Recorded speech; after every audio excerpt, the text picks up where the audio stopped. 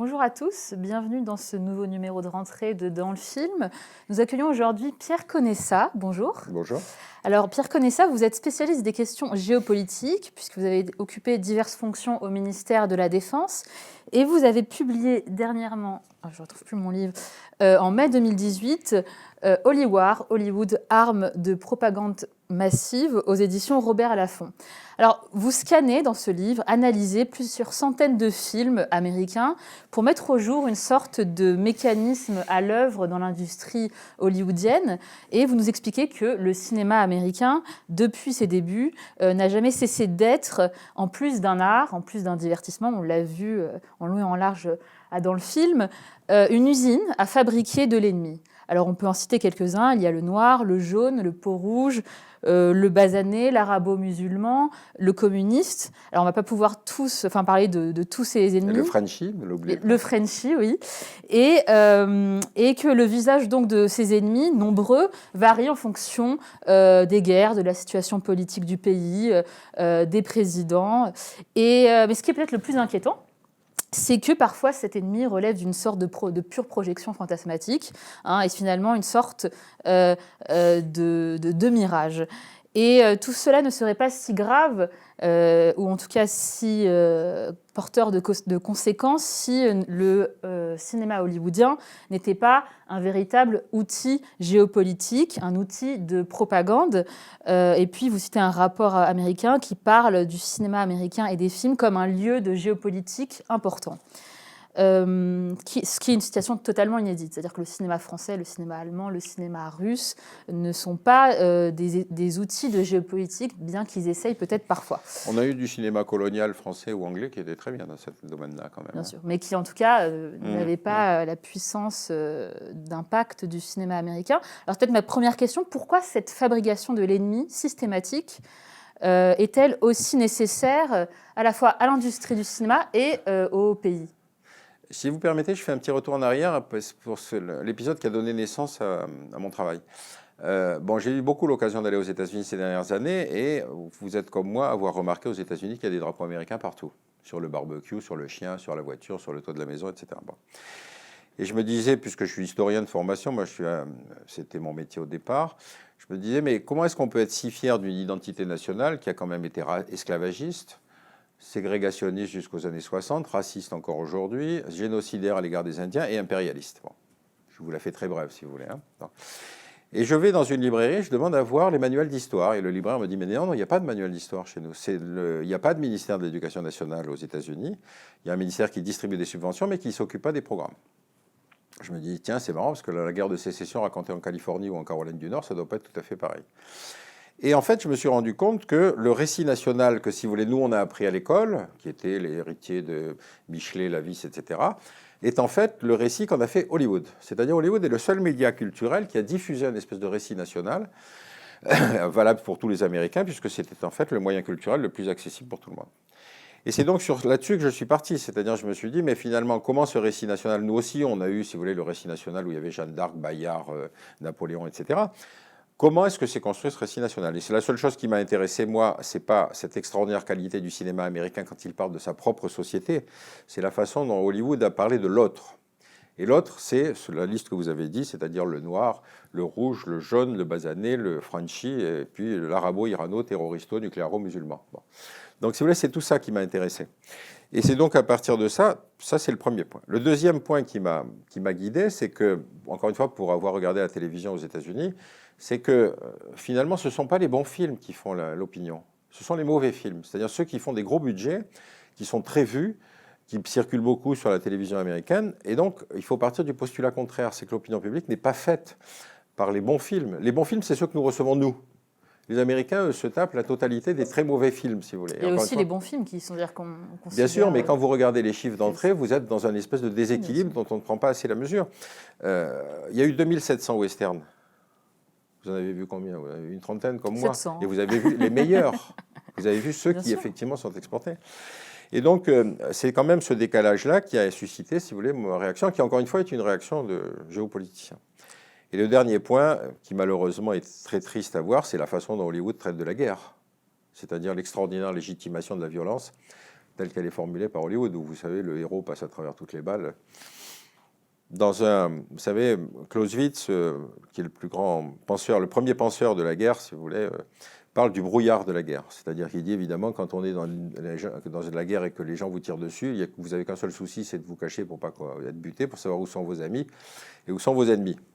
Vous n'allez pas faire coucher Sylvester Stallone. Il va rester debout, une mitraillette dans chaque main, il va tirer sur les gens qui l'entourent, il fait mouche à chaque fois. Donc la contrainte cinématographique est le contraire de la réalité. Voilà. Donc tout ça m'a beaucoup amusé parce que je me suis dit, c'est effectivement une arme de propagande massive.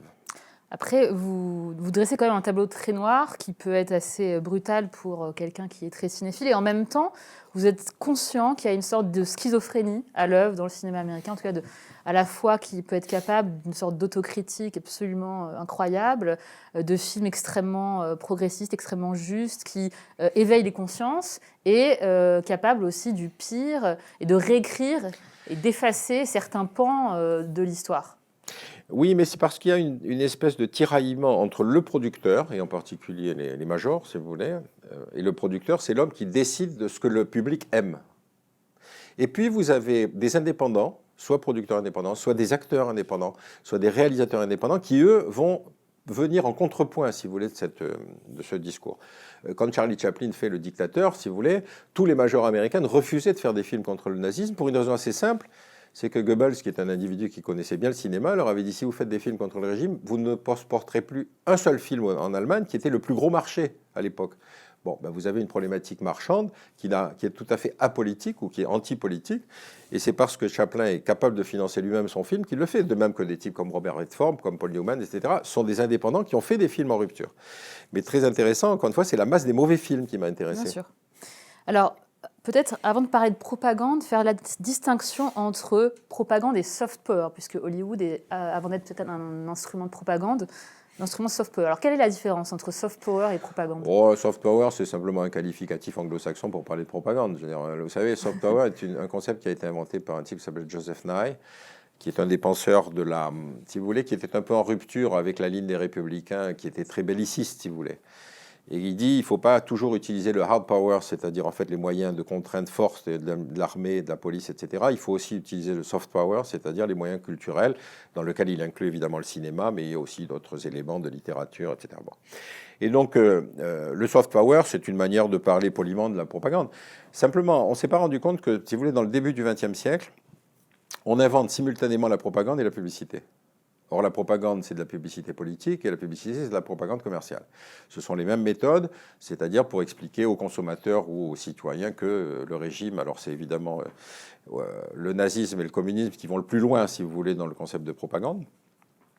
Mais en gros, c'est ça, c'est-à-dire on prend l'individu en croyant que le discours descendant, si vous voulez, qu'on va lui infliger, que ce soit dans la publicité ou dans la propagande, va le convaincre. Heureusement, l'esprit humain est plus compliqué que ça. Mais c'est pour dire qu'on a des techniques qui sont exactement celles qui sont tout à fait identiques dans ces trois gammes de cinéma. Simplement, elles sont faites plus intelligemment à Hollywood qu'elles n'étaient faites à l'époque du cinéma communiste, par exemple. Alors, avant de creuser... Attends, il y a une autre différence, très importante. Dans le cinéma de propagande des régimes totalitaires, le but de la propagande, c'est de valoriser le chef et le système. Dans le cinéma américain, le but, c'est de valoriser l'individu, qui parfois même est en opposition au système, mais qui va finir par avoir raison. C'est-à-dire que le cinéma américain valorise le héros jacksonien, le type qui s'est opposé dès le début à ce pouvoir important qui était le pouvoir fédéral, en disant il faut garder des libertés individuelles. Et c'est ça l'intelligence formidable d'Hollywood. Et évidemment, le bon gagne toujours à la fin. Oui, j'en parlais à un ami, je lui parlais de votre livre, et il me disait, mais la force du cinéma américain, c'est qu'il s'adresse à l'individu. Et c'est peut-être là qu'on a à la fois... Oui, tout à fait. C'est vrai que c'est toujours, vous avez par exemple, si vous regardez le Triomphe de la volonté, le film nazi... c'est Riefenstahl ? De Riefenstahl, ou si vous regardez le film qu'elle a fait sur les Jeux Olympiques de Munich, vous avez effectivement quelque chose qui est tourné autour de l'idée que la race aryenne va l'emporter, etc. Bon. Et puis vous avez des images d'Hitler, etc. Bon, vous savez que ça a calé parce que finalement Jesse Owens a gagné 4 fois et que Hitler est sorti du stade. Il n'a pas voulu le saluer. Bon. La fin de l'histoire est intéressante parce que quand Jesse Owens rentre aux États-Unis, il arrive à Washington. Roosevelt ne l'a jamais reçu pour ne pas vexer ses électeurs du Sud. Et il a été obligé de loger dans la gare de Washington parce que les hôtels étaient interdits aux Noirs. Alors on se dit, attendez, lequel des deux régimes est le plus raciste? C'était le régime nazi ou c'était le système américain? Bref. Les Américains ne feraient jamais un film comme ça. Ils vont faire un film sur un type qui est un très bon joueur de football, qui évidemment, contre tout le monde, va finir par triompher et devenir le héros de tout le monde parce qu'à lui seul, il va gagner le match. C'est toute la différence entre les deux systèmes de propagande. Alors avant de s'arrêter sur quelques cas d'ennemis, vous faites un chapitre sur la manière dont Hollywood organise son hégémonie, avec des statistiques assez impressionnantes. Par exemple, on apprend que le cinéma américain occupe 80 à 95% de l'espace dans les pays européens, alors que les films français occupent 4%. Et que voilà, il y a toute une série d'accords qui favorisent d'une part l'exportation des films américains dans le monde et d'autre part limitent les importations de films d'autres pays aux États-Unis. Donc ça, c'est très important pour comprendre l'impact ou la manière dont Hollywood, en fait, c'est pas juste une affaire intérieure, mais totalement qui concerne absolument tous les pays. D'abord, vous savez, tout le monde a dit qu'effectivement le cinéma américain était un cinéma de propagande. C'est pas moi qui ai inventé la chose. Je cite simplement un sondage qui est sorti il y a quelques années où la même question a été posée aux Européens en 1945, puis ensuite à 3 moments jusqu'en 2015. Et la question était toujours la même, c'est-à-dire selon vous, quel est le pays qui a le plus contribué à la victoire sur l'Allemagne? En 1945, c'était 60% l'URSS. En 2015, c'est 60% les États-Unis. Or, c'est la même question posée sur un phénomène historique. Et c'est vrai que l'URSS, avec 20 millions de morts, en a eu plus que les États-Unis. Donc, ça vous montre combien une image, si vous voulez, collective peut changer simplement avec l'efficacité d'une campagne de communication dans laquelle le cinéma a un rôle important. Pour le reste, c'est-à-dire le fait que le cinéma américain est une formidable machine commerciale, ça vous explique la différence de posture du gouvernement américain et du gouvernement français, par exemple, sur les grandes négociations dans le cadre de l'OMC, où les Français, vous le savez, veulent que le cinéma reste une espèce de système à part dans lequel, effectivement, il y a des droits de douane, il y a des systèmes de contrôle pour que ce ne soit pas considéré comme une machine comme une autre. On est d'ailleurs, avec les Coréens, les seuls à tenir cette ligne. Bon. Et évidemment, les majors américaines disent non, ça doit être effectivement un produit comme un autre. Bon. Plusieurs étapes importantes à connaître. Vous savez que, par exemple, quand en 1946, Léon Blum, le Premier ministre après la fin de la guerre, qui part aux États-Unis pour chercher une subvention, une aide, puisque la France avait besoin d'une contribution financière importante, dans la négociation qu'il mène avec le gouvernement américain, il y a l'idée qu'il faut ouvrir le marché aux films américains. Bon. Mais l'autre aspect, si vous voulez, qui est très différent et qui explique le succès de cette politique américaine, c'est que en 1945, les cinéastes français font des films sur la résistance, l'occupation, les souffrances de la population. Bon. Mais la population française en 1945, elle avait qu'une seule envie, c'était de souffler. Or, lui arrivent des films américains avec du happy end, des comédies musicales, des films où on rit, des films où on sourit, et c'était ça que le public attendait. Vous voyez ce que je veux dire? Donc le décalage culturel s'explique aussi par cette différence de manière dont on a vécu un événement différent. Enfin, vous savez, juste un mot quand même, les Américains n'ont jamais connu la guerre. Hein. Jamais. C'est ce que vous dites. Et oui, parce qu'à part la guerre de sécession, il n'y en a jamais. Ils passent leur temps à filmer la guerre, mais finalement... Oui.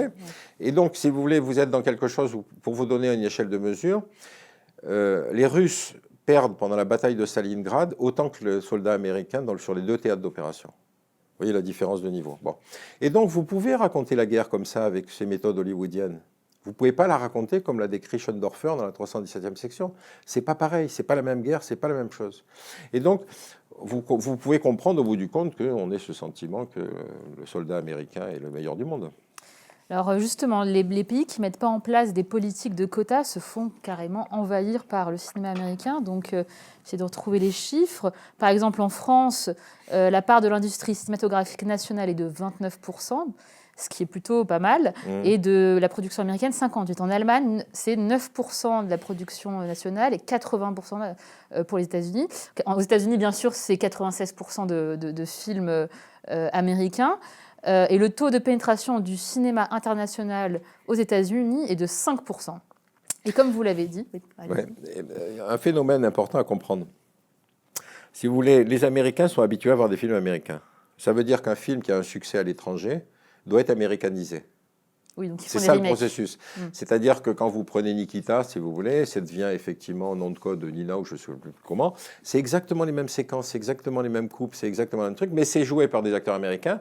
Et donc, ça va peut-être toucher un public qui ne se serait probablement pas déplacé si c'était un film français. Le plus cocasse, ça a été La Marche de l'Empereur. La Marche de l'Empereur, vous vous souvenez, c'était ce documentaire qui se passait sur l'Antarctique ou je ne sais plus où. Il y avait des pingouins. L'Empereur, c'était le... Les pingouins sont américains, non? Hein? Ils ont pris des pingouins américains? Non, pas du tout. C'est que le commentaire était fait donc en voix off, Ah oui, puisque c'est un d'accord. documentaire. Mais quand il a été passé aux États-Unis, donc la voix off a été tenue par je ne sais quel acteur, tous les Américains étaient convaincus que le film était bon parce qu'il était américain. Parce que là, évidemment, il n'y avait plus de moyens de reconnaître. Ces pingouins, ils étaient pingouins. Mais surtout, c'était le voix off qui faisait que tout à coup, c'était américanisé. Et les gens étaient convaincus que c'était un film, ils ne savaient pas que c'était un film français, ils savaient que c'était un film, ils pensaient que c'était un film américain. Donc le processus de la fermeture, c'est aussi une fermeture culturelle. Donc j'ai appris aussi, pour montrer cette politique très agressive, l'existence d'un accord extrêmement cynique avec les pays d'Afrique où les États-Unis fournissent une aide alimentaire en échange de la libéralisation de l'audiovisuel. Oui, absolument. C'est absolument. assez... Donc c'est assez effrayant de penser qu'effectivement on met le cinéma en échange d'une aide alimentaire, oui. Mais si vous voulez, c'est vous montrer la puissance des majors américaines et surtout la façon dont les Américains pensent l'importance du cinéma dans leur influence culturelle, oui. Et pendant longtemps aussi, ça c'est très important pour comprendre comment agit finalement le choix des sujets. Jusqu'en 1952, le cinéma n'était pas considéré comme un moyen d'expression ou d'information, mais comme un divertissement. Alors qu'est-ce que ça change, ça, au niveau de la censure, du message véhiculé, des sujets choisis, cette censure, parce que vous la traitez beaucoup? Il y a eu, au début du cinéma, vous savez, comme tous les nouveaux médias, le cinéma a été accusé au début d'être un instrument de perdition, que les enfants ne devaient pas voir. Enfin, vous savez, ce genre de censure morale. Il y avait beaucoup de ligues morales aux États-Unis à l'époque. Et donc, beaucoup de films, par exemple, avaient créé des commissions de censure locales en disant est-ce que ce film peut être vu par les enfants, par les adultes, enfin bref. Bon. Et puis, au bout d'un certain temps, c'est la profession elle-même qui a décidé de réagir en faisant un code éthique. Parce qu'avant, il y avait la police de Chicago qui pouvait, sous la pression des lobbies cathos et puritains, visionner Absolument. et choisir le sujet. Oui, absolument, et interdire un film. 1907. Et donc, après, si vous voulez, c'est la profession qui a décidé de s'autoréguler en faisant un code qui s'appelait le code ICE, qui a été en quelque sorte une espèce de règle de conduite que la profession s'obligeait à respecter elle-même. Bon, ce code de conduite, il a évidemment plusieurs fois été pris en porte-à-faux parce que, par exemple, ce code de conduite, il interdisait qu'on présente un couple mixte blanc et noir. Enfin, il ne le disait pas comme ça, mais il disait qu'il fallait respecter les bonnes mœurs, ce qui revenait exactement au même. Bon, il disait qu'il fallait respecter l'identité d'un pays étranger. Bon, ça veut dire qu'il fallait respecter le régime nazi en Allemagne, par exemple. Donc, si vous voulez, il y a des moments où ce code, il s'est trouvé très en difficulté. Et évidemment, il y a eu des films anti-nazis. Et c'est l'intelligence du système qui faisait que les gens se sont, dispensés de respecter ce code ICE.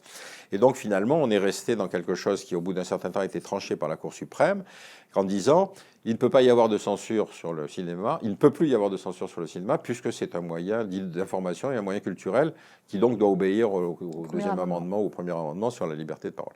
Donc, si vous voulez, le processus a été assez lent, mais il est intéressant parce qu'encore une fois, c'est plutôt à l'identité du cinéma américain, plutôt des pressions de ligue morale locale, si vous voulez, qui ont pesé là-dessus. Ou de lobbies, mais qui aussi, ça peut être des lobbies, par exemple, de communautés, donc qui peuvent aussi souligner quand une communauté est très mal représentée dans un film. Donc, Non, ça, ils n'en avaient pas le moyen. En tout cas, aujourd'hui, les lobbies communautaires sont très importants et font attention à la manière dont ils sont représentés au cinéma, dans le cinéma américain. C'est vrai, mais en même temps, prenez le cas, par exemple, de la communauté noire. Donc le noir, au début, cinéma muet, puis ensuite à l'articulation du cinéma parlant. Pendant le cinéma muet, le noir, c'est le type, le primaire. C'est le type dont on se demande pourquoi on a fait la guerre de sécession pour lui. Bon. Je rappelle quand même historiquement que la guerre de sécession ne commence pas pour la libération de l'esclavage. C'est quand les troupes nordistes commencent à perdre du terrain que Lincoln décide de proposer la suppression de l'esclavage. Bref. Toujours est-il que dans le cinéma, par exemple, de Mack Sennett, le noir, c'est toujours le même. C'est le type qui est effrayé tout à coup parce qu'il a les cheveux qui se dressent sur la tête, il a les yeux qui roulent, etc. Après, dans le cinéma parlant, vous avez des typologies. Vous avez des stéréotypes. Bon, vous avez vu Autant n'emporte le vent, la mama, Hattie McDaniel, c'est la bonne femme bien gentille, etc., qui va s'occuper des enfants. Il y a la petite fille idiote qui est avec elle. Dans d'autres films, vous avez ce qu'on appelle le buck, c'est-à-dire le noir musclé qu'on va faire combattre au téléphone, au cinéma, puisque contre d'autres noirs. puisqu'il est par nature musclé, puis on suppose qu'il a un gros sexe aussi, parce que ça ne s'est pas dit, mais à cause du code ICE. Mais ensuite, la typologie va continuer comme ça. Donc on est sur quelque chose qui est du stéréotype. Comme disait Roland Barthes, le stéréotype, c'est le début de l'idéologie. Parce qu'à partir du moment où vous pensez qu'une population répond à ces stéréotypes, vous êtes dans la catégorie du racisme. Et donc, si vous prenez sur le continuum, vous apercevez qu'à partir d'un certain temps, quand en particulier commence la lutte pour les droits civiques, la dénonciation des lois racistes, ségrégationnistes, je vous rappelle quand même que un certain nombre d'États avaient des codes ségrégationnistes imposés, qu'ils avaient eux-mêmes adoptés, contre lesquels la Cour fédérale ne réagissait pas, en partant du principe que les Noirs et les Blancs étaient égaux mais différents. C'est la règle qui prévalait également pour l'apartheid en Afrique du Sud. Et donc séparés. Et donc séparés. Bon. Et donc, ce n'est que quand les Noirs se sont organisés comme consommateurs, en menaçant de boycotter un film, qu'à ce moment-là, ils ont un moyen de pression sur Hollywood. Et c'est pareil pour les autres communautés. Simplement, les Indiens sont aujourd'hui trop peu nombreux pour arriver à faire pression sur Hollywood. Ils n'ont pas de lobby. Par contre, les jaunes ont un lobby, les musulmans ont un lobby, etc. Donc, voilà, il faut être consommateur d'abord, il ne faut pas être simplement intellectuel, ça ne suffit pas.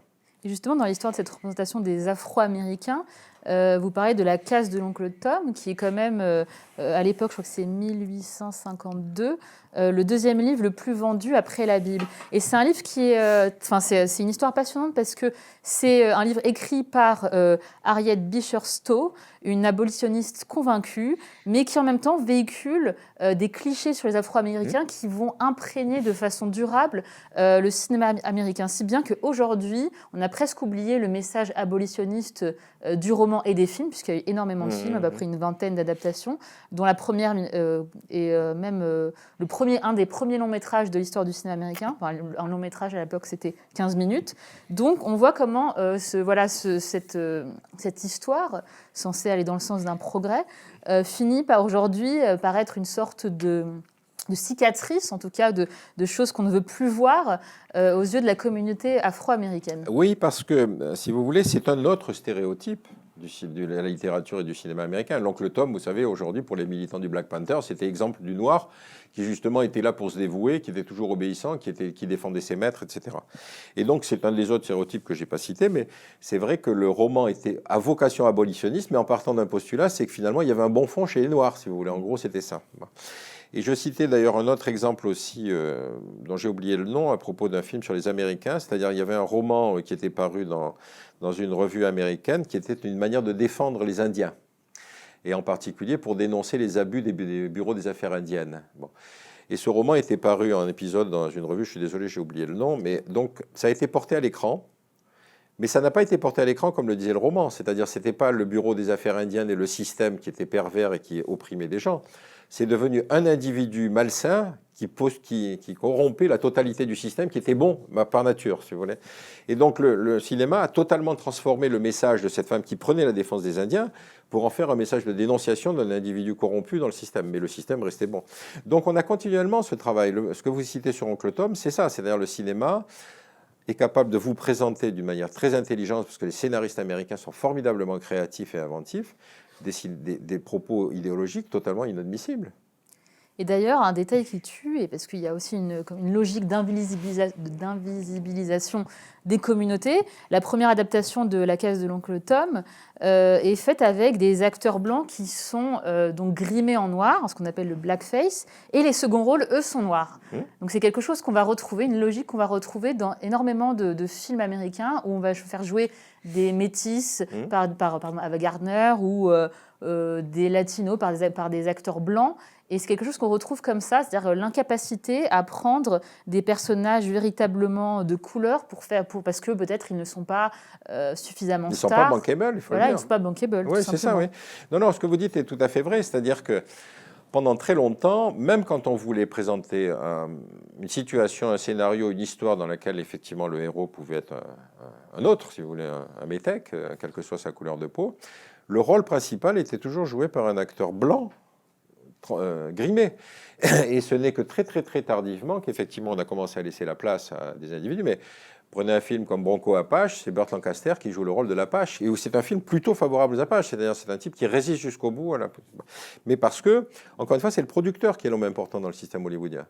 Si vous mettez Anthony Quinn, il a joué à peu près tous les rôles depuis Gengis Khan jusqu'à je ne sais quoi, parce que justement, il avait la gueule du type, il pouvait être le Mexicain, le Grec, le Perse, tout ça, mais parce qu'il est, le Grec aussi évidemment avec Alexis Zorba, parce qu'on sait qu'il est bankable, il était suffisamment identifié, mais on n'aurait jamais eu l'idée d'aller prendre un acteur grec. Pourquoi voulez-vous vous encombrer avec des gens comme ça? Et en fait, cette histoire-là continue, c'est-à-dire que récemment, il y a eu un biopic sur Nina Simone, et les producteurs ont choisi une actrice qui n'était pas, Zoé Saldana, je crois, qui n'était pas assez noire, c'est-à-dire qu'elle est presque café au lait, alors qu'on sait que Nina Simone était très noire, et ça a fait un scandale. Je crois qu'on appelle ça le whitewashing, et c'est quelque chose qui, encore aujourd'hui, est à l'œuvre dans la production américaine. Oui, oui, c'est vrai, je ne connaissais pas cet épisode sur Nina Simone. Vous pouvez en trouver plein, je pense. Par exemple, vous avez ce roman de Isabelle Allende qui s'appelle La Maison des Esprits, qui a été porté à l'écran. Tous les rôles principaux, c'est censé se passer au Chili, hein, tous les rôles principaux sont joués par des acteurs blanches hollywoodiennes. Et les seuls rôles qu'on a proposés à des acteurs sud-américains, c'était la prostituée et la nounou. Bon, si vous appelez pas ça un cinéma raciste, c'est que je ne sais pas exactement comment il faut le qualifier. Vous avez ce fait qu'on explique par une logique commerciale. Il faut que l'acteur principal, il attire du monde, donc peu importe la rationalité, le rapport à l'histoire ou la crédibilité du scénario.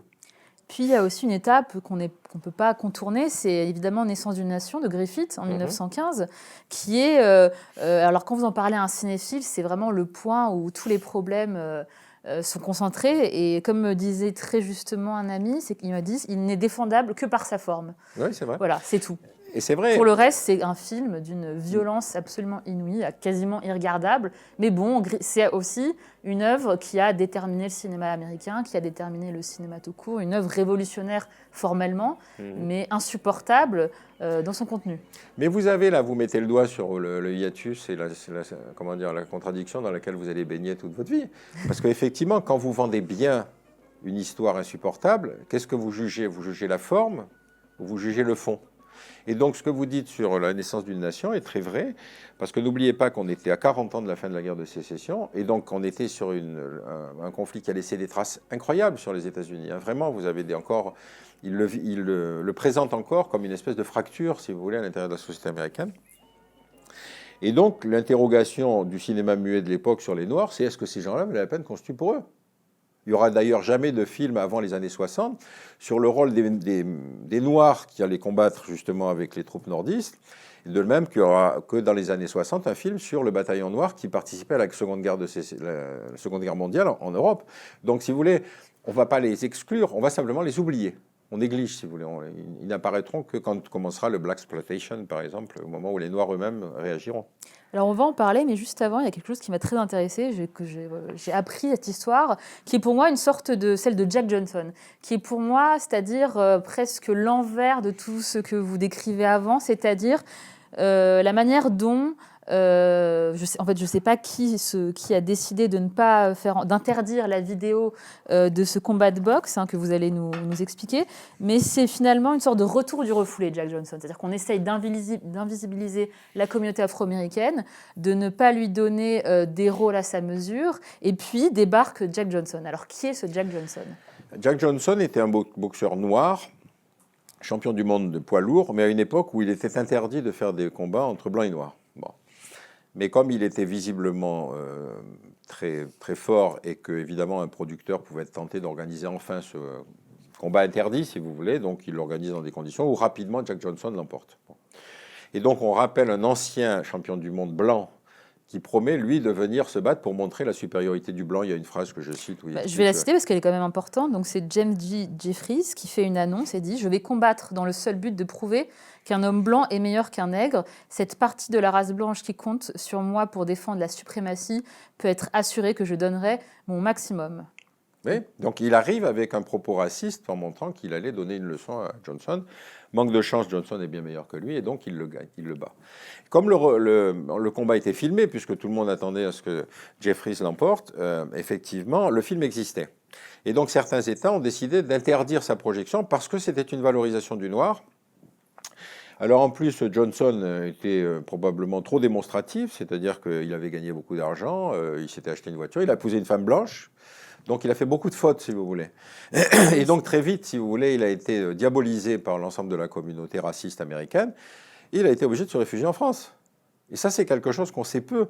Mais combien de Noirs américains ont trouvé en France des conditions de vie qu'ils ne connaissaient pas aux États-Unis? Tous les jazzmen, si vous voulez, qui se sont réfugiés en France après la Première Guerre mondiale, ils disaient, mais enfin, je vis dans un pays où on ne me regarde pas parce que je suis noir. Vous avez Metz Metzrow, vous avez comment il s'appelait, Sidney Bechet, vous avez Jack Johnson, etc. Et ça a été présenté là, aux États-Unis. Certaines de ces élites noires, si vous voulez, sont venues ici, en France, pour trouver une situation où on ne les regardait pas de travers parce qu'ils étaient noirs. Donc en 2005, le film donc, de ce combat apparaît dans la liste des films devant être conservés par la bibliothèque du Congrès. Donc j'ai l'impression, on va tout à l'heure parler d'un autre film de John Huston, que l'histoire donc, de ce film qui est à la fois interdit, puis ensuite qui se retrouve conservé par la bibliothèque du Congrès, est presque une sorte de précipité de l'histoire des Afro-Américains et de leur représentation. Oui, les États-Unis sont une grande démocratie, c'est-à-dire que si vous voulez, vous pouvez avoir des comportements tout à fait contradictoires. Et par exemple, cette bibliothèque du Congrès a donc décidé de conserver ce qu'elle considère comme les meilleurs films américains, dont justement La naissance d'une nation, en se disant, c'est un film, il n'y a pas plus raciste que ça, c'était le New York Post qui disait ça. Le film le plus raciste de l'histoire du cinéma. Le plus raciste de l'histoire du cinéma, mais en même temps, c'est ce film qui a révolutionné l'art cinématographique. Donc c'est à cause de ça, ces deux choses-là, c'est-à-dire que les Américains sont parfaitement capables de regarder en face, si vous voulez, cette contradiction. Pour le film de Jack Johnson, c'est pareil, c'est-à-dire en disant ce film a été interdit, pourtant il traduisait quelque chose qui était politiquement très important. Et donc il y a effectivement au Congrès aujourd'hui un certain nombre de films qui sont conservés à ce titre, un peu comme si vous voulez. Il n'y a pas d'archives nationales aux États-Unis, donc c'est une espèce de manière de reconnaître le rôle qu'a joué le cinéma dans l'identité nationale avec ces films qui ont été des ruptures, si vous voulez. Donc maintenant, on peut trouver le combat de Jeffries et Jack Johnson sur YouTube avec des commentaires totalement enthousiastes. Il y a plusieurs versions et c'est assez beau de voir que ce film longtemps interdit est maintenant sur YouTube. Alors, on va montrer un premier extrait d'un film qui est sorti en 2016, I'm Not Your Negro, de Raoul Peck, cinéaste haïtien qui a été aussi ministre de la Culture en Haïti. Et c'est un film qui illustre les propos de James Baldwin, grand intellectuel afro-américain. Et vous citez le film à la toute fin de votre livre. Alors c'est un extrait, moi, qui m'a frappée, en tout cas qui est tout de suite entré en résonance avec votre livre, parce que c'est un montage qui nous fait comprendre d'une manière extrêmement directe et extrêmement brève la manière dont les Noirs ont été tout simplement mis de côté, invisibilisés, et n'ont pas pu s'identifier à autre chose que finalement à des acteurs blancs, c'est-à-dire John Wayne ou, là on verra dans l'extrait, Doris Day. Et donc il fait un rapprochement, vous allez le voir, entre Doris Day et Ray Charles. Le mode de vie américain a échoué à rendre les gens plus heureux et à les améliorer. Nous refusons de l'admettre. Et en fait, nous ne l'admettons pas. Nous continuons à croire que les criminels et les têtes vides parmi nos enfants sont le résultat de quelques erreurs de calcul dans une formule qui peut être corrigée. Que l'hostilité insensée, qui fait que nos villes sont parmi les plus dangereuses au monde, est produite et alimentée par une poignée d'individus pathologiques. Que le manque de conviction passionnée et d'autorité personnelle ne fait que démontrer notre tendance à suivre le groupe, à être démocratique. Un coup d'œil sur les États-Unis aujourd'hui suffira à faire pleurer Moïse et prophète. Ce n'est pas le pays des hommes libres. Et ce n'est qu'à contre-cœur, et rarement, la nation des hommes braves.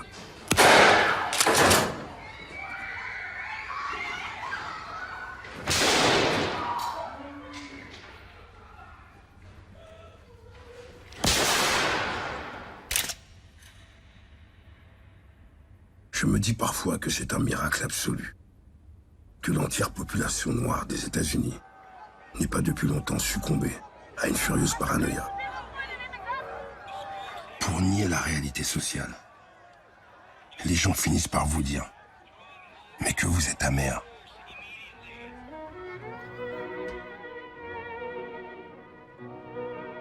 Bon, il se peut que je le sois, ou pas.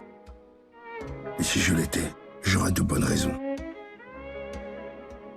Parmi elles, en premier lieu, l'aveuglement ou la lâcheté des Américains, qui veut nous faire croire qu'il n'y a dans cette vie aucune raison d'être amer.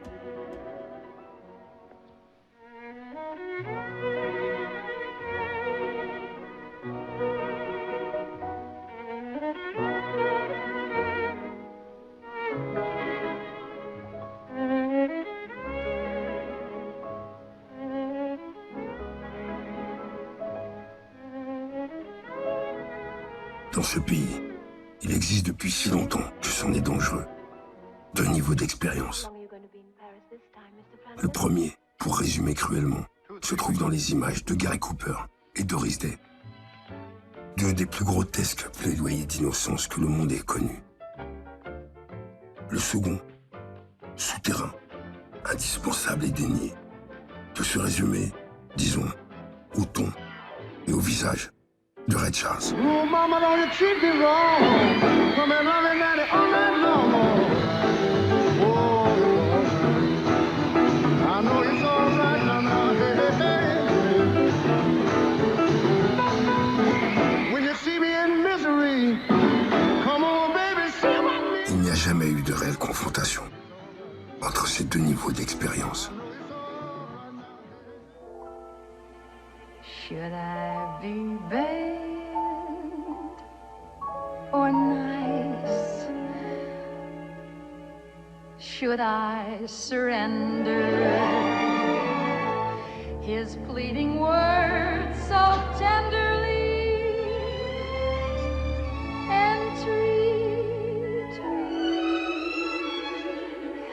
me? Is this the night that love finally defeats? Vous ne pouvez pas me lyncher et me garder dans un ghetto sans devenir vous-même des monstres. De plus, vous me donnez un terrible avantage. Vous n'avez jamais eu à me regarder. Moi, j'ai dû vous regarder. J'en sais plus sur vous que vous sur moi.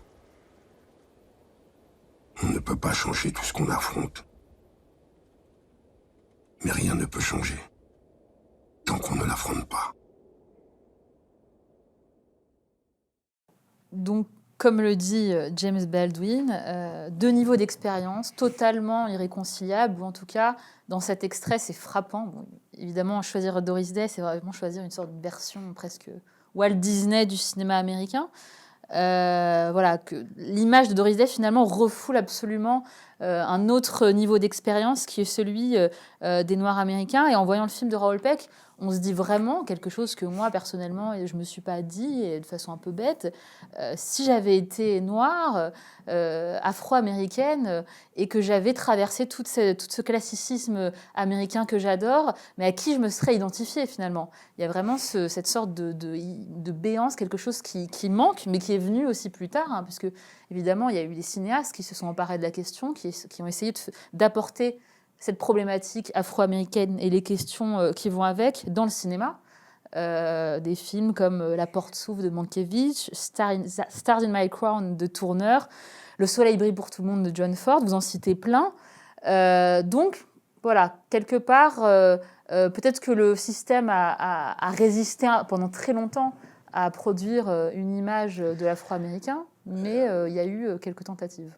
Dans ce documentaire sur I'm Not Your Negro, Baldwin dit une phrase que je trouve extraordinaire. Il dit comment se fait-il qu'il faille encore convaincre les Blancs que nous ne sommes pas des ennemis? Il dit une phrase comme ça, je vous la cite de mémoire. Hein.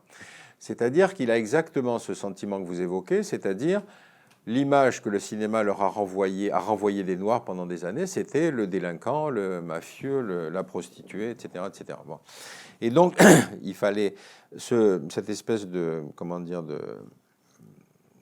d'opprobre, si vous voulez, qui était posée par le cinéma sur les Noirs, a été à certains moments un peu bousculé, mais justement parce qu'il y avait des individus qui ont décidé d'aller contre. Bon, par exemple, le film La Chaîne, si vous vous souvenez de ce film qui réunissait Tony Curtis et Sidney Poitier, qui était à l'époque le seul noir qui avait un statut à Hollywood. Et donc, c'est l'histoire de 2 prisonniers qui s'évadent en même temps, qui sont reliés ensemble par une chaîne et qui doivent continuellement soit collaborer, qu'ils en arrivent à se disputer, etc. Mais enfin, toute l'histoire est une espèce de parabole, si vous voulez, de la coopération du blanc et du noir. Et il a fallu que ce soit Tony Curtis qui impose que Sidney Poitier occupe la même place que lui sur l'affiche du film. C'est-à-dire qu'à l'époque, personne ne considérait que Sidney Poitier méritait ce statut. Bon, Turner aussi raconte qu'il faisait des films et puis on lui disait « Mais non, attendez, vous rigolez, le noir, ça doit être le cireur de chaussures ou le groom de l'hôtel. » Donc, il ne fallait pas donner au noir une... Donc, il y avait cette volonté qui était encore une fois celle des producteurs. C'est-à-dire que le producteur disait « Mais moi, je sais ce que le public attend, donc vous ne me mettez pas un noir dans telle posture. » vous le mettez dans les rôles qui lui sont réservés. Et donc, ça, le film de Baldwin, pour ça, est formidable, parce qu'effectivement, il est... Raoul Peck. Il a le génie, enfin, c'est Raoul Peck, mais effectivement, C'est à comme partir un de film de l'expérience de Baldwin. Et effectivement, c'est l'histoire de Baldwin qui raconte, hein, Raoul Peck. C'est prodigieux parce que, heureusement, il a plus de talent que moi, donc au moins celui-là, il a des chances de passer. Mais ce regard qui est renvoyé à cette société, moi, je l'ai dit de l'extérieur, je l'ai dit uniquement sur la question cinématographique. Et encore une fois, le cinéma français lui-même a eu ses périodes coloniales, le cinéma anglais aussi. Bon. Donc il faut faire ce retour en arrière, mais pour les États-Unis, c'est pas encore fait. Puis même quand on voit un peu dans les coulisses des cérémonies hollywoodiennes, hein, vous racontez par exemple que l'actrice qui jouait la nounou dans Autant en emporte le vent Ouais. est interdite d'entrer lors de la première du film. Et c'est Clark Gable qui menace de boycotter cette première. Et elle remporte finalement l'Oscar du meilleur second rôle. Ou par exemple des parents de Sidney Poitier, je crois, de la mère de Sidney Poitier, qui, quand elle le voit apparaître la première fois à l'écran, elle lui parle. C'est une anecdote qui me donne des frissons, tellement presque une sorte encore de symbole. L'histoire de Hattie McDaniel est particulièrement intéressante puisque donc elle joue le rôle de la nounou dans Autant n'emporte le vent et elle contribue largement au succès du film. Et, bon. Et la première du film est projetée à Atlanta. Atlanta, c'est une ville qui a été rasée par la guerre de sécession et dans laquelle il restait, en tout cas à ce moment-là, des principes racistes qui étaient légalisés. Attention, il ne faut pas l'oublier. Hein. Après la guerre de sécession, on n'a pas supprimé l'esclavagisme, mais on n'a pas supprimé le racisme. Donc il y avait des règles qui faisaient que les Noirs ne pouvaient pas boire à certaines fontaines, ils ne pouvaient pas monter dans certains bus, etc., etc. Chose qui ne s'est jamais existée dans la colonisation française ni anglaise, hein, quand même. Je tiens à le préciser. C'est-à-dire qu'on avait une démocratie qui donnait des leçons à la planète entière en appliquant elle-même à sa propre population des règles qui auraient été totalement intolérables, même dans des pays colonisés. Bon. Et donc, Hattie McDaniel aurait dû participer à la projection de la première, et à Atlanta, il lui était interdit d'entrer. Et donc, Clark Gable, personnage dont on n'imagine pas qu'il joue ce rôle, puisque Clark Gable, on le voit plutôt dans des rôles assez légers, etc., il a menacé de ne pas y aller. Et c'est elle qui lui a dit « Non, non, vas-y, parce que tu nous aideras plus en y allant qu'en n'y allant pas. » Et puis, effectivement, elle aura l'Oscar d'un second rôle dans une autre enceinte, mais en tout cas, à Atlanta, il n'en était pas question. Et pareil pour les autres exemples qu'on cite, c'est-à-dire Sidney Poitier était l'oncle Tom, si vous voulez, du cinéma hollywoodien pendant des années. Donc il y a des grands cinéastes comme Ford qui fait Le Soleil brille pour tout le monde, mais qui ne le fait pas à l'intérieur du système des studios.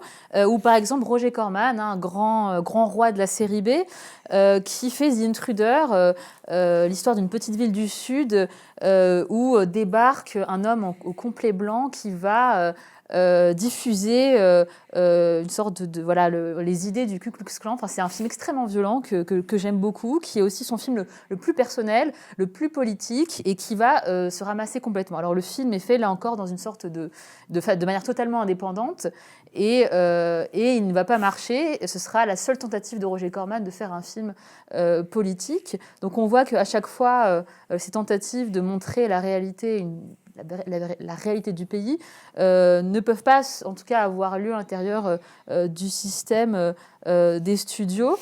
Et donc aussi la Blaxploitation, il va falloir attendre les années 70 pour que là émerge un vrai courant politique, esthétique, qui là encore va se confronter à la réticence des studios, mais il y aura plusieurs tentatives réussies, des films comme Shaft, ou le premier film que vous citez, le premier film de la Blaxploitation, Sweet Sweetback Badass Song de Melvin Van Peebles, un film qu'il décrit même comme un film de guérilla. Alors qu'est-ce que c'est que ce film que j'ai découvert moi aussi, et qui est pour le coup totalement indépendant. C'est-à-dire que c'est vraiment un film d'auteur, un film traversé par une sorte de psychédélisme qui était en vogue à l'époque. C'est une histoire assez compliquée qui ne pouvait pas faire un succès.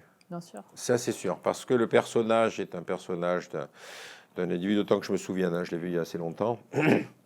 Mais c'est un personnage qui est à moitié proxénète, qui a une vie effectivement dissolue, puis qui à un certain moment va basculer dans le... Il couche avec toutes les femmes Voilà, qui il couche passent. un peu avec toutes les femmes, il est réputé pour la taille de son sexe, etc. Vous voyez, donc c'était par nature, c'était un film qui ne pouvait pas être grand public, surtout à l'époque où il a été fait. Mais c'est enfin quelque chose qui met un noir dans une position des héros dans un film américain. Bon. Et donc, tous ces événements-là sont intéressants, encore une fois, si on les prend à travers le critère que je choisis moi, c'est-à-dire leur succès commercial. Parce qu'encore une fois, si vous voulez, une fois que vous avez fait un bouquin extrêmement créatif, mais que personne n'a lu, C'est vos petits-enfants qui diront, regardez quel génie elle avait d'avoir écrit ça il y a 50 ans. Mais en tout cas, ça n'a aucun effet sur la société environnante. Donc on est un peu dans cette situation. Vous avez montré aussi le film de Gus Van Sant à la fin Dans l'extrait de l'extrait tout à l'heure. C'était Elephant, je crois, si je me souviens bien. Bon. Et ça, c'est intéressant, c'est un autre aspect que Hollywood n'a jamais voulu traiter, c'est le problème des mass shootings, c'est-à-dire de ces massacres de masse, surtout les school shootings, c'est-à-dire de l'enfant qui revient dans son école pour tirer sur ses camarades dans le lieu où il est censé avoir appris, enfin avoir grandi, etc. Et jamais le cinéma américain n'a osé se lancer là-dessus. Le film de Gus Van Sant a été distribué dans une dizaine de salles, il a été rapidement retiré. Je crois que c'était RKO qui l'avait financé. Puis au bout d'un certain temps, ils ont dit, bon, c'est fini, on laisse tomber. Donc vous êtes là face à quelque chose dans une société qui, encore une fois, par exemple, dans le rapport à la violence, n'a jamais voulu faire sa propre autocritique. Évidemment, vous n'allez pas vous attaquer à la NRA, vous n'allez pas vous attaquer à la National Rifle Association. Donc, encore une fois, la logique commerciale explique beaucoup de choses. En même temps, le mouvement Blaxploitation va réussir à rencontrer les studios. Et ce qui est assez beau à voir, c'est que beaucoup de films sont produits. Ça va se terminer dans les 70 puisque le public ne suit plus. Mais ils vont reprendre absolument tous les genres cinématographiques. Le film de vampire avec Blackula, c'est assez drôle. Les arts martiaux, le péplum, le western, le film d'espionnage, le film politique engagé. Et les films parlent des problèmes que rencontre la communauté afro-américaine, la drogue, l'alcool, la prostitution, le racisme. Et moi, quand j'ai vu Sweetback Badass Song, c'est vrai qu'il y a quelque chose de l'ordre d'une sorte de soulagement et de vengeance aussi, parce que les rapports sont inversés jusqu'au bout, c'est-à-dire que les méchants sont les blancs et les gentils sont les noirs. On va peut-être regarder l'extrait d'introduction de Sweetback Badass Song qui est d'une virulence, d'une agressivité totalement jouissive, parce qu'il y a quelque chose d'une sorte de revanche. Et on a l'impression que chaque plan du film cherche à venger toute cette entreprise d'invisibilisation. Alors là, maintenant, je crois que pour boucler la boucle, il faut revenir sur le politiquement correct. C'est-à-dire qu'aujourd'hui, vous ne pouvez pas avoir, quelles que soient les circonstances, un groupe, si vous voulez, dans lequel il n'y ait pas un noir. Par exemple, vous avez un film particulièrement ridicule qui doit s'appeler Robin des Bois avec Kevin Costner, dans lequel le compagnon de Robin des Bois qui rentre des croisades est accompagné d'un noir musulman. Alors là, vraiment, vous êtes dans le politiquement correct absolu, quoi. Vous imaginez la tête d'un noir musulman dans l'Angleterre du XIIIe siècle, le type rentrant des croisades. Bon, c'est pour vous dire que, encore une fois, Hollywood prend avec l'histoire, mais des libertés extraordinaires, si c'est pour dire au public américain, voilà, on vous offre ce que vous attendez. C'est-à-dire qu'il y a l'excès aussi inverse. En même temps, cette politique de quotas qui est à la fois très naturelle, parce que je ne pense pas qu'elles soient imposées, de représenter à la fois dans la publicité, dans le cinéma, à peu près toutes les communautés, c'est quelque chose qui va dans le sens de... Oui, mais c'est positif. Est-ce que vous devez raconter une histoire, enfin un film en fonction de ce qu'a été l'histoire, ou en fonction de ce que vous voulez faire? S'ils prennent leur liberté avec l'histoire en général, ils peuvent mettre... La liberté totale. Là, vous avez Expendable, la prochaine version, je suis sûr qu'il y aura des LGBT, sinon, je veux dire, ce ne sera pas politiquement correct. Il y a eu Black Panther, qui a été un succès phénoménal, et là, il y a un film qui va sortir, qui est un succès monstre aux États-Unis, Crazy Rich Asian, avec un casting 100% asiatique. Ça faisait 25 ans que ce n'était pas arrivé. C'est un succès, mais absolument phénoménal. Ça arrive bientôt en France. Et on voit qu'en fait, la question de la représentation est à la fois aussi vecteur de succès commerciaux, que c'est à la fois aussi une aubaine pour les studios. Alors on va regarder cet extrait extrêmement parlant de Sweetback Badass Song de Melvin Van Peebles.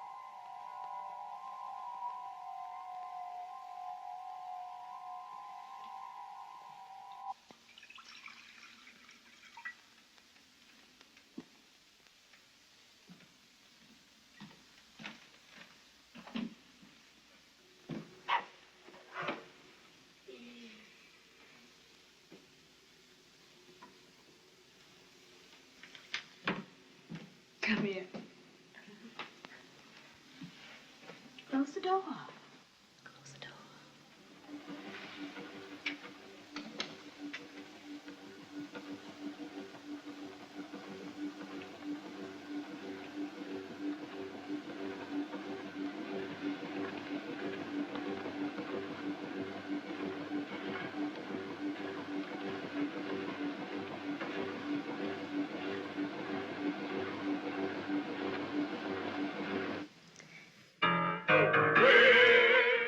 You ain't at the photographer's.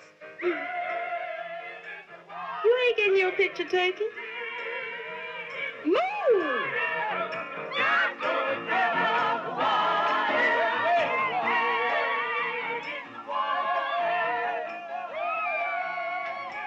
Oh, oh.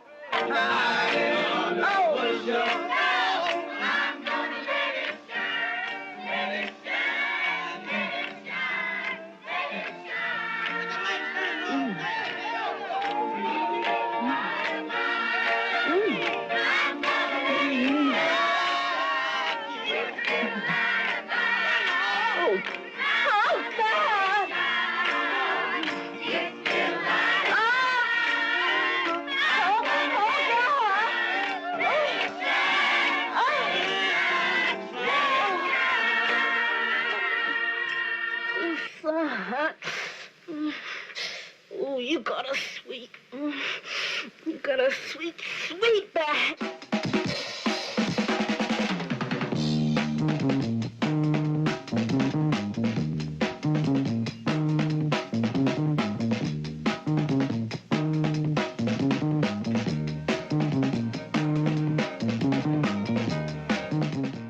Alors, pour rappel, la Columbia a refusé le scénario. Melville Van Peebles décide de le produire lui-même avec l'aide d'autres Afro-Américains, dont Bill Crosby.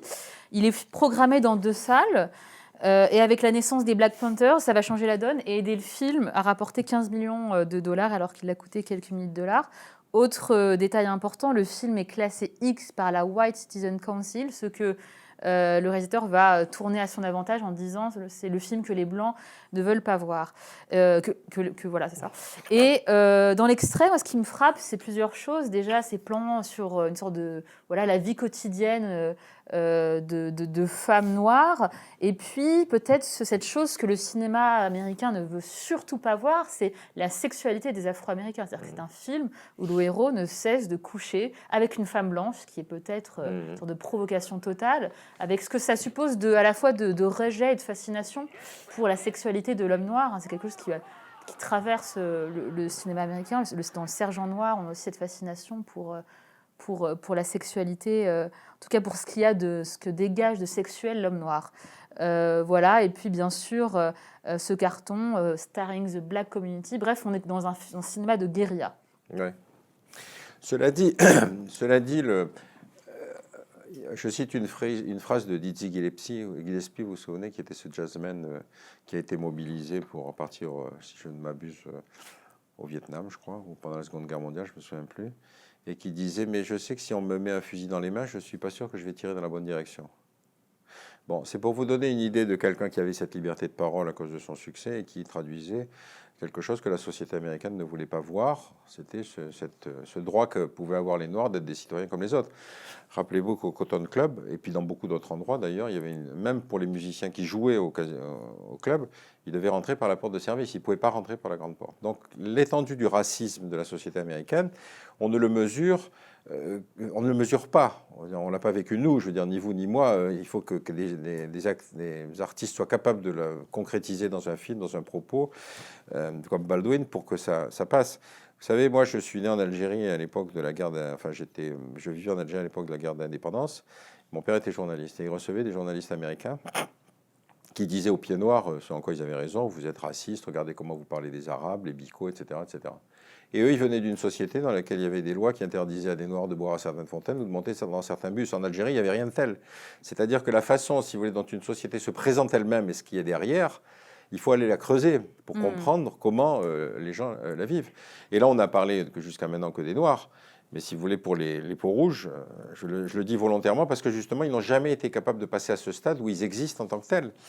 on leur demandait de jouer les Indiens qui attaquaient la diligence. C'est tout ce qu'on leur a demandé. Alors, vous arrêtez pas de faire mes transitions, donc c'est parfait.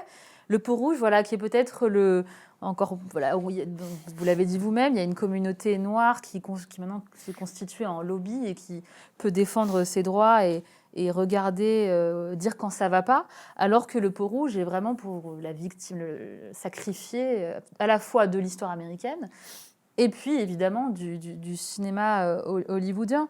Alors qu'est-ce qui se passe pour le Peau Rouge? Est-ce que... D'abord, le Peau Rouge apparaît peu de temps après le noir, hein, c'est-à-dire qu'il est à la transition du cinéma muet et du cinéma parlant. Edison a filmé, il me semble, pour vous dire que c'est presque une sorte de... Le cinéma américain, le cinéma tout court, la technique cinématographique naît et filme directement les Indiens.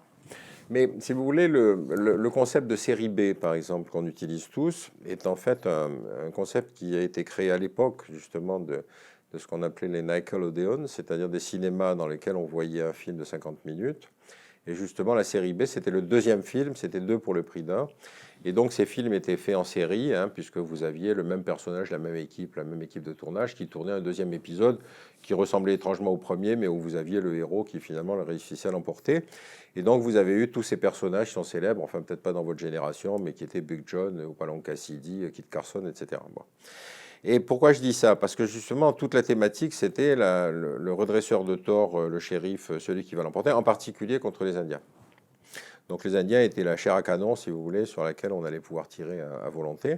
Hollywood a tué beaucoup plus de monde que les guerres indiennes, hein, très probablement, parce que si on calcule que dans chaque film, le nombre de gens qui tombent de cheval, la qualité d'un film se mesure. Il y avait un critique américain qui disait la qualité d'un film de guerre américain se mesure au nombre d'hélicoptères qui apparaissent. Ben là, si vous voulez, la qualité d'un western se mesure au nombre d'Indiens qu'on tuait. Et il a fallu attendre très longtemps pour que le cinéma américain traite d'épisodes particulièrement peu glorieux de l'histoire américaine.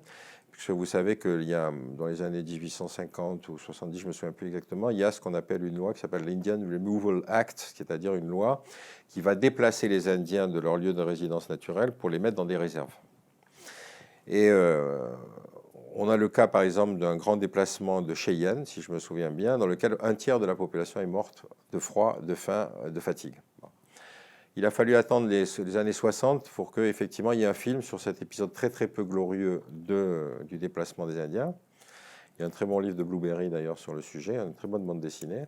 Et puis pareil, des moments où l'armée américaine n'est pas cette espèce d'ensemble de héros qui va arriver à temps, parce que la cavalerie arrive toujours à l'heure, hein, c'est le principe du western, mais qui vont attaquer un camp pacifique, si vous voulez, c'est le film Le Soldat Bleu. C'est la première fois qu'on commence à parler des horreurs qu'a commis l'armée américaine sur les Indiens. Et donc ça, c'est très postérieur. Mais à ce moment-là, les Indiens ont quasiment disparu. Ils vivent dans des réserves où c'est fini. Ils n'ont plus la force de pression qu'auront d'autres communautés.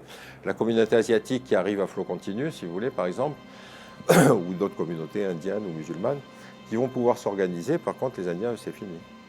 Et là encore, on retrouve cette logique qui était à l'œuvre dans Naissance d'une nation, c'est-à-dire de films absolument magnifiques comme La chevauchée fantastique de John Ford, 1939. Donc c'est le retour de Ford au western, le premier film qu'il fait avec John Wayne.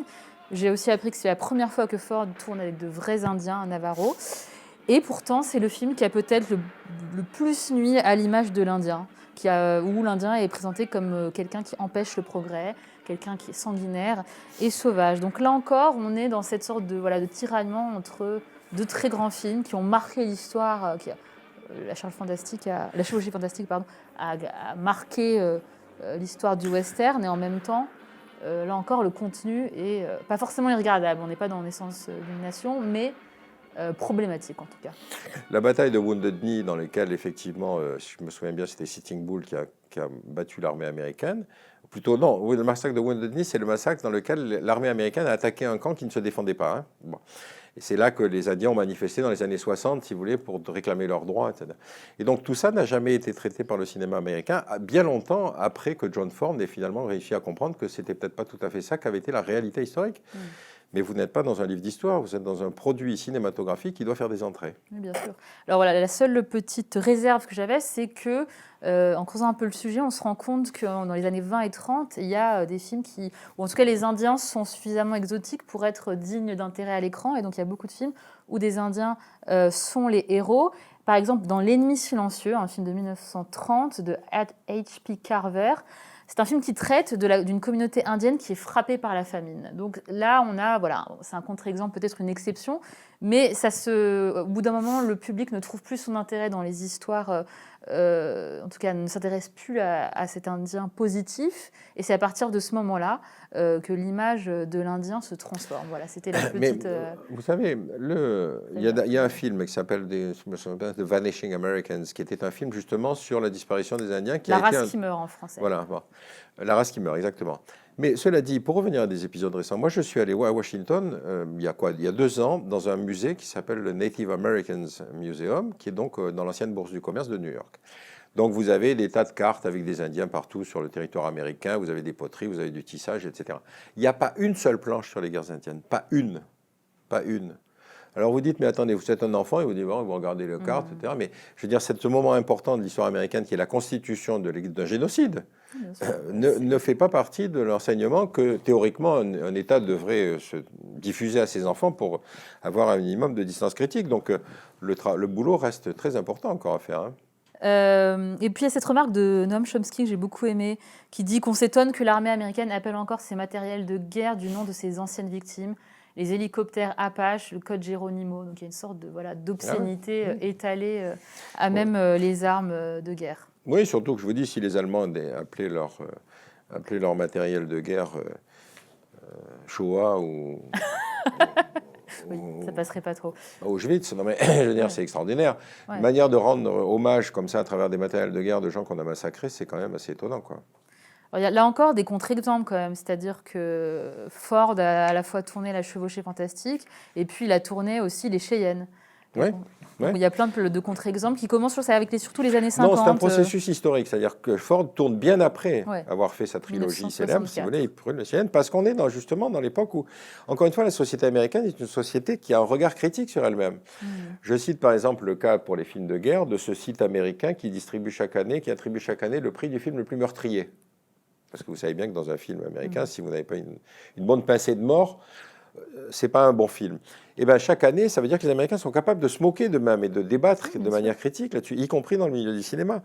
Et donc évidemment, vous ne pouvez pas dépasser Stallone ou Chuck Norris en matière de nombre de morts. Donc, par exemple, là encore, quand on regarde ce qui se passe dans les cérémonies, il y a ce fameux discours de Marlon Brando qui refuse l'Oscar pour Le Parrain en 1973. Donc là, c'est encore un acte très fort et on se rend compte que là, ce dont on parlait tout à l'heure, cette sorte de schizophrénie à l'œuvre, c'est-à-dire que le discours de Marlon Brando est d'une efficacité, d'une justesse absolument inouïe, et en même temps, donc il invite sur scène une actrice amérindienne pour refuser l'Oscar, et il dit « Je pense que la communauté du cinéma est aussi responsable de la dégradation de l'Amérindien et se moque de ses qualités en le décrivant comme sauvage et diabolique. Lorsque les enfants des Indiens regardent la télévision, on est encore dans les propos de Raoul Peck finalement, de James Baldwin, et ils regardent des films, et quand ils voient comment est représentée leur race dans les films, ils sont meurtris d'une façon que nous ne pourrons jamais mesurer. » Oui, Marlon Brando fait partie, avec les autres noms qu'on a cités, Newman, Redford, etc., de ces gens qui, justement, se sont mis en contrepoint, parce qu'ils avaient ce succès personnel qui faisait que leurs paroles pouvaient être entendues. Et il fait ça alors que, justement, les Indiens sont en train de manifester à Wounded Knee, sur le site du massacre, si vous voulez. Alors, on va en venir peut-être, on saute quand même de thématique en thématique, mais encore une fois, la matière que vous brassez est tellement ample que... On ferait une émission de 4 heures. La guerre du Vietnam, lorsqu'il s'agit de filmer la guerre, tout de suite, Hollywood réécrit totalement l'histoire. Je pense que ça, c'est beaucoup de problèmes et de mécanismes se révèlent, surtout avec cette guerre du Vietnam. Je ne parle pas de la manière dont d'autres guerres ont pu être traitées au cinéma, mais là, il y a plein de choses qui se cristallisent dans le traitement de cette guerre. Et vous faites la remarque que pourtant, on aurait cru qu'Hollywood digérait très rapidement son histoire. Avec la guerre du Vietnam, c'est venu tardivement. Non, Hollywood a mis à peu près le même temps à traiter de la guerre du Vietnam que la France a mis à traiter de la guerre d'Algérie. c'est-à-dire une vingtaine d'années, si vous voulez, après la fin de la guerre. Mais ce qui différencie le premier film de René Alliot, qui était 20 ans dans les Aurès, et le premier film sur le Vietnam, je ne sais pas si c'était Hamburger Hill ou Apocalypse Now, enfin peu importe, c'est que dans 20 ans dans les Aurès, c'est l'histoire d'un soldat français qui déserte parce qu'il ne veut pas aller faire la corvée de bois. C'est-à-dire que le prisonnier qu'on lui remet, qu'il doit aller abattre dans un coin, il refuse de le faire et finalement il déserte. Bon. Les premiers films sur le Vietnam, c'est la souffrance du soldat américain. On ne voit jamais les Vietnamiens, si ce n'est parce que ce sont des salauds qui passent leur temps à torturer, qui sont des traîtres, etc. etc. Bon. Donc, on n'a pas du tout le même rapport à la guerre et à la légitimation de la guerre. Il n'y a pas eu de critique sur les raisons pour lesquelles les Américains se sont engagés dans la guerre du Vietnam. La critique est apparue avec Redford, par exemple, dans l'opération Condor, c'est-à-dire qu'il essaye de montrer comment la CIA avait préparé un plan de mise en place de dictateurs militaires en Amérique latine, et il est un exploitant de la CIA qui va tout à coup avoir ce retour critique. Bon. Donc, si vous voulez, il n'y a pas eu sur le Vietnam quelque chose qui puisse légitimer le fait que les Vietnamiens se battaient pour leur indépendance nationale. Ce n'était pas du tout le propos. Mais là, j'ai envie de vous dire, il y a quelque chose, bon, je vous titille, hein, mais est-ce qu'on peut reprocher au cinéma américain d'être finalement américano-centré? C'est-à-dire que là, pour moi, l'ennemi... c'est les Vietnamiens qui... Enfin, vous voyez ce que je veux dire? Est-ce qu'en France, on ne va pas faire des films sur l'occupation en filmant, en se disant, en prenant le point de vue des collabos? Vous voyez ce que je veux dire? Si, la combe Lucien. Non, ce que vous dites est une question extrêmement importante. Parce que c'est vrai que la société américaine, qui est pourtant une société composée de migrants arrivés à différents strates, etc., est une société qui est très fermée sur elle-même. Vous savez que la moitié des parlementaires américains n'ont pas de passeport. Ça veut dire que des gens qui vont gérer la planète sont incapables de savoir comment fonctionne cette planète. Qu'un type comme George Bush était une fois allé au Mexique quand il était étudiant, et depuis, il n'était plus jamais sorti des États-Unis. Trump, je n'en parle pas, parce que je ne veux même pas voir son passeport. Oui, il a beaucoup voyagé. Oui, mais enfin, vous savez, les conditions dans lesquelles il voyager... Oui, bien sûr, il voit rien. Vous savez, une fois, j'avais été invité par une fondation américaine, justement, pour rencontrer un certain nombre de responsables américains. Bon, tout ça dans cette campagne de relations publiques dans lesquelles les invités d'élite étrangère participent, exactement comme le cinéma, de l'image des États-Unis. Bon. Donc, j'avais rencontré des gens qui, effectivement, me décrivaient le monde d'une manière absolument surréaliste. Et quand on m'avait demandé ce que j'avais pensé de mon voyage, je leur avais dit, mais la prochaine fois que vous avez une campagne électorale et que vous avez des candidats à la présidence, exigez qu'ils aient au moins un visa avec un passeport avec au moins 2 visas usagés, parce que sinon... Bon. Mais c'est ça, les États-Unis. C'est-à-dire c'est une société qui, paradoxalement, ne regarde pas ce qui se passe à l'étranger. Elle croit que ce qu'elle dit sur l'étranger est la vérité, ce qui est tout à fait autre chose. Et le cinéma participe de ça. Le cinéma n'a pas vocation à ramener, si vous voulez, une réalité, qu'elle soit historique, géopolitique, sociologique, etc. Elle a pour vocation de montrer que, effectivement... le système fonctionne, que dans l'ensemble, des individus sont capables de l'améliorer. Vous savez, en France, quand vous avez un individu qui critique, on dit soit il crache dans la soupe, soit c'est un envieux. C'est-à-dire en France, on délégitime la critique. Aux États-Unis, la critique, c'est une manière de l'individu d'améliorer généralement le système. C'est-à-dire qu'à la fin, il finit par l'emporter. Et c'est un rapport à la critique qui est totalement différent, parce que ça va dans le sens, si vous voulez, de celui qui finalement améliore ce système qui est déjà considéré comme le meilleur du monde. Et ce rapport à l'autre est un rapport très, très, très étonnant. Je veux dire, avoir élu un type comme Trump, c'est le miracle de la société américaine. En même temps, il y a des limites à la critique. Là, je pense à un film comme La Porte du Paradis de Michael Cimino sur le massacre d'immigrés. Enfin, un film qui a ruiné la United Artists, qui a mis fin au Nouvel Hollywood, parce que justement, l'Amérique encore, les États-Unis, le public américain ne voulait pas voir la réalité des massacres qui finalement ont fondé leur propre histoire. Donc là encore un exemple de retour du refoulé qu'on refoule une seconde fois. Oui, mais bon, si vous voulez, regardez le cas de la France. La période occupation, collaboration, etc., pendant longtemps a été d'abord une espèce de discours mythologique. Tous les Français avaient été résistants. De Gaulle servant d'ailleurs, quand il revient au pouvoir, à légitimer cette idée que tout le monde avait été résistant, puisque tout le monde était gaulliste. Ce n'est qu'avec la sortie du Chagrin et la Pitié que tout à coup, vous avez une espèce d'introspection documentaire, pas un film de thriller, une introspection documentaire sur, je crois que c'était la région de Clermont-Ferrand, dans laquelle les gens expliquaient comment ils avaient vécu la guerre. Donc pour la première fois, vous aviez le cinéma qui contribuait à ce que la conscience historique française se rende compte de ce qu'elle avait été pendant la période de l'occupation. Bon, après, vous avez le bouquin de Paxton, historien américain, qui, lui, travaillant sur les sources allemandes, montre que la collaboration avait été demandée par les Français. Donc ça vient déchirer une fois de plus, si vous voulez, cette mythologie de la France résistante. Et puis après, vous avez un film comme La Combe Lucien, qui est un film de Louis Malle, dans lequel, effectivement, il parle de la trajectoire d'un type, qui est un pauvre type, mais qui trouve tout à coup ce statut formidable d'être un des agents de la... pas de la Gestapo, mais de la milice, si vous voulez, pour arriver à trouver ce statut que la société française lui refuse. Donc, toutes les sociétés mettent à peu près le même temps à travailler leur évaluation critique.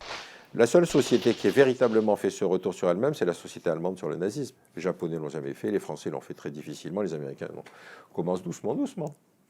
Et surtout, ce qui empêche peut-être Hollywood de gérer, de digérer, de filmer cette guerre du Vietnam, c'est qu'en face, il y a la télévision. C'est-à-dire que le public américain a juste allumé son poste pour connaître la réalité du Vietnam et n'a pas forcément besoin du cinéma. Oui, c'est vrai. C'est-à-dire que maintenant, on m'a reproché effectivement de ne pas avoir traité des séries qui effectivement sont le nouveau mode de production hollywoodien avec le succès qu'on connaît. J'ai pas eu le courage parce que je suis pas très amateur, puis s'il faut ça supposer de regarder des dizaines et des dizaines de films. Mais vous avez des séries qui sont d'autant plus critiques sur le cinéma américain, comme par exemple House of Cards, où vous avez la vie politique américaine racontée avec une cruauté et une véracité. On aurait pu faire la même chose en France, on le fait pas. Parce que la vie politique, c'est ça. C'est comment est-ce que je vais assassiner le type de mon parti qui va viser le même poste que moi. C'est pas d'assassiner mon opposant, c'est d'assassiner mon collègue. Et donc, tout ce qui est raconté dans House of Cards, moi je l'ai vécu parce que j'ai travaillé une trentaine d'années dans la haute administration, c'est formidablement résumé avec ce savoir-faire des scénaristes américains. Bon. Mais il y en a plein des séries, donc j'ai pas eu le courage de toutes les regarder. Non, ce que j'ai beaucoup aimé, si vous voulez, c'est Homeland, parce que là, vous avez l'histoire d'un soldat américain qui a été emprisonné par les talibans et qui finalement va être libéré à la suite d'une opération militaire qui va finir par le libérer. Et donc, il devient un héros national. Effectivement, alors ensuite. Et puis on s'aperçoit progressivement qu'en fait, ce type s'est converti à l'islam, qu'il a contribué à la torture de ses propres camarades, et qu'en fait, il est en train de préparer un attentat terroriste. Donc c'est bien, vous avez l'ennemi intérieur matérialisé dans une série où vous allez continuellement en vous demandant qu'est-ce qui va se passer. Bon. Et alors, il y a un épisode que je trouve particulièrement truculent, c'est qu'à un moment, il voulait tourner un épisode en Syrie, mais malheureusement, la Syrie, vous savez, en ce moment, c'est pas l'endroit parfait pour faire tourner des films. Donc, il décide de le tourner en Afrique du Sud, ce qui est normal, puisque c'est juste à côté. Et donc, en Afrique du Sud, il recrute des Arabes locaux pour leur demander de jouer les méchants, les Syriens, les terroristes, enfin bref. Et puis, dans les décombres du décor, si vous voulez, il leur demande d'écrire des tags à bas l'impérialisme, à bas le sionisme, l'islam qui triomphera, etc. Bon. Les types étaient un peu gênés du fait qu'on leur demande évidemment que de jouer des rôles de salauds. Mais enfin, bon, ils s'exécutent, il y avait de l'argent à la clé. Bon. Quand cet épisode est passé dans le monde arabe, ça a été un immense éclat de rire parce que les types avaient marqué sur les murs « Ne regardez pas cette série, c'est une série raciste. Nous sommes en total désaccord avec ce film. » Et personne ne parlait l'arabe dans l'équipe de production. Sûr, ouais. Donc vous voyez que l'autre, c'est un objet. Ce n'est pas un individu, c'est un objet. On vous a dit comment il doit être traité, c'est tout. Quand il a l'intelligence extraordinaire de faire ça, je veux dire, chapeau. Oui. Puis vous racontez que voilà aussi l'ennemi se définit précisément par sa capacité à être interchangeable.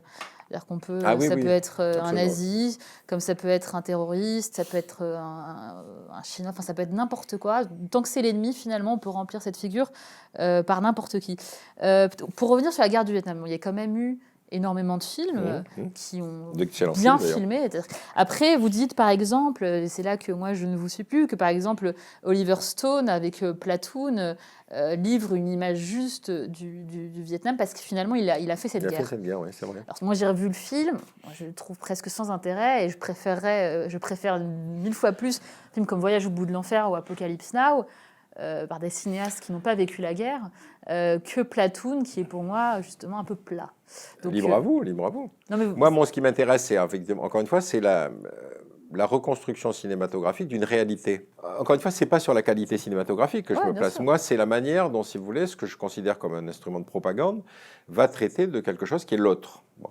Et donc, ce qui caractérise tous ces films, que ce soit Hamburger Hill, que ce soit Apocalypse Now, et qui, encore une fois, n'a rien à voir avec les Vietnamiens. Vous ne voyez pas un seul Vietnamien dans le film. Mais c'est des films qui critiquent quand même la légitimité de cette guerre, ce qui est déjà presque énorme pour...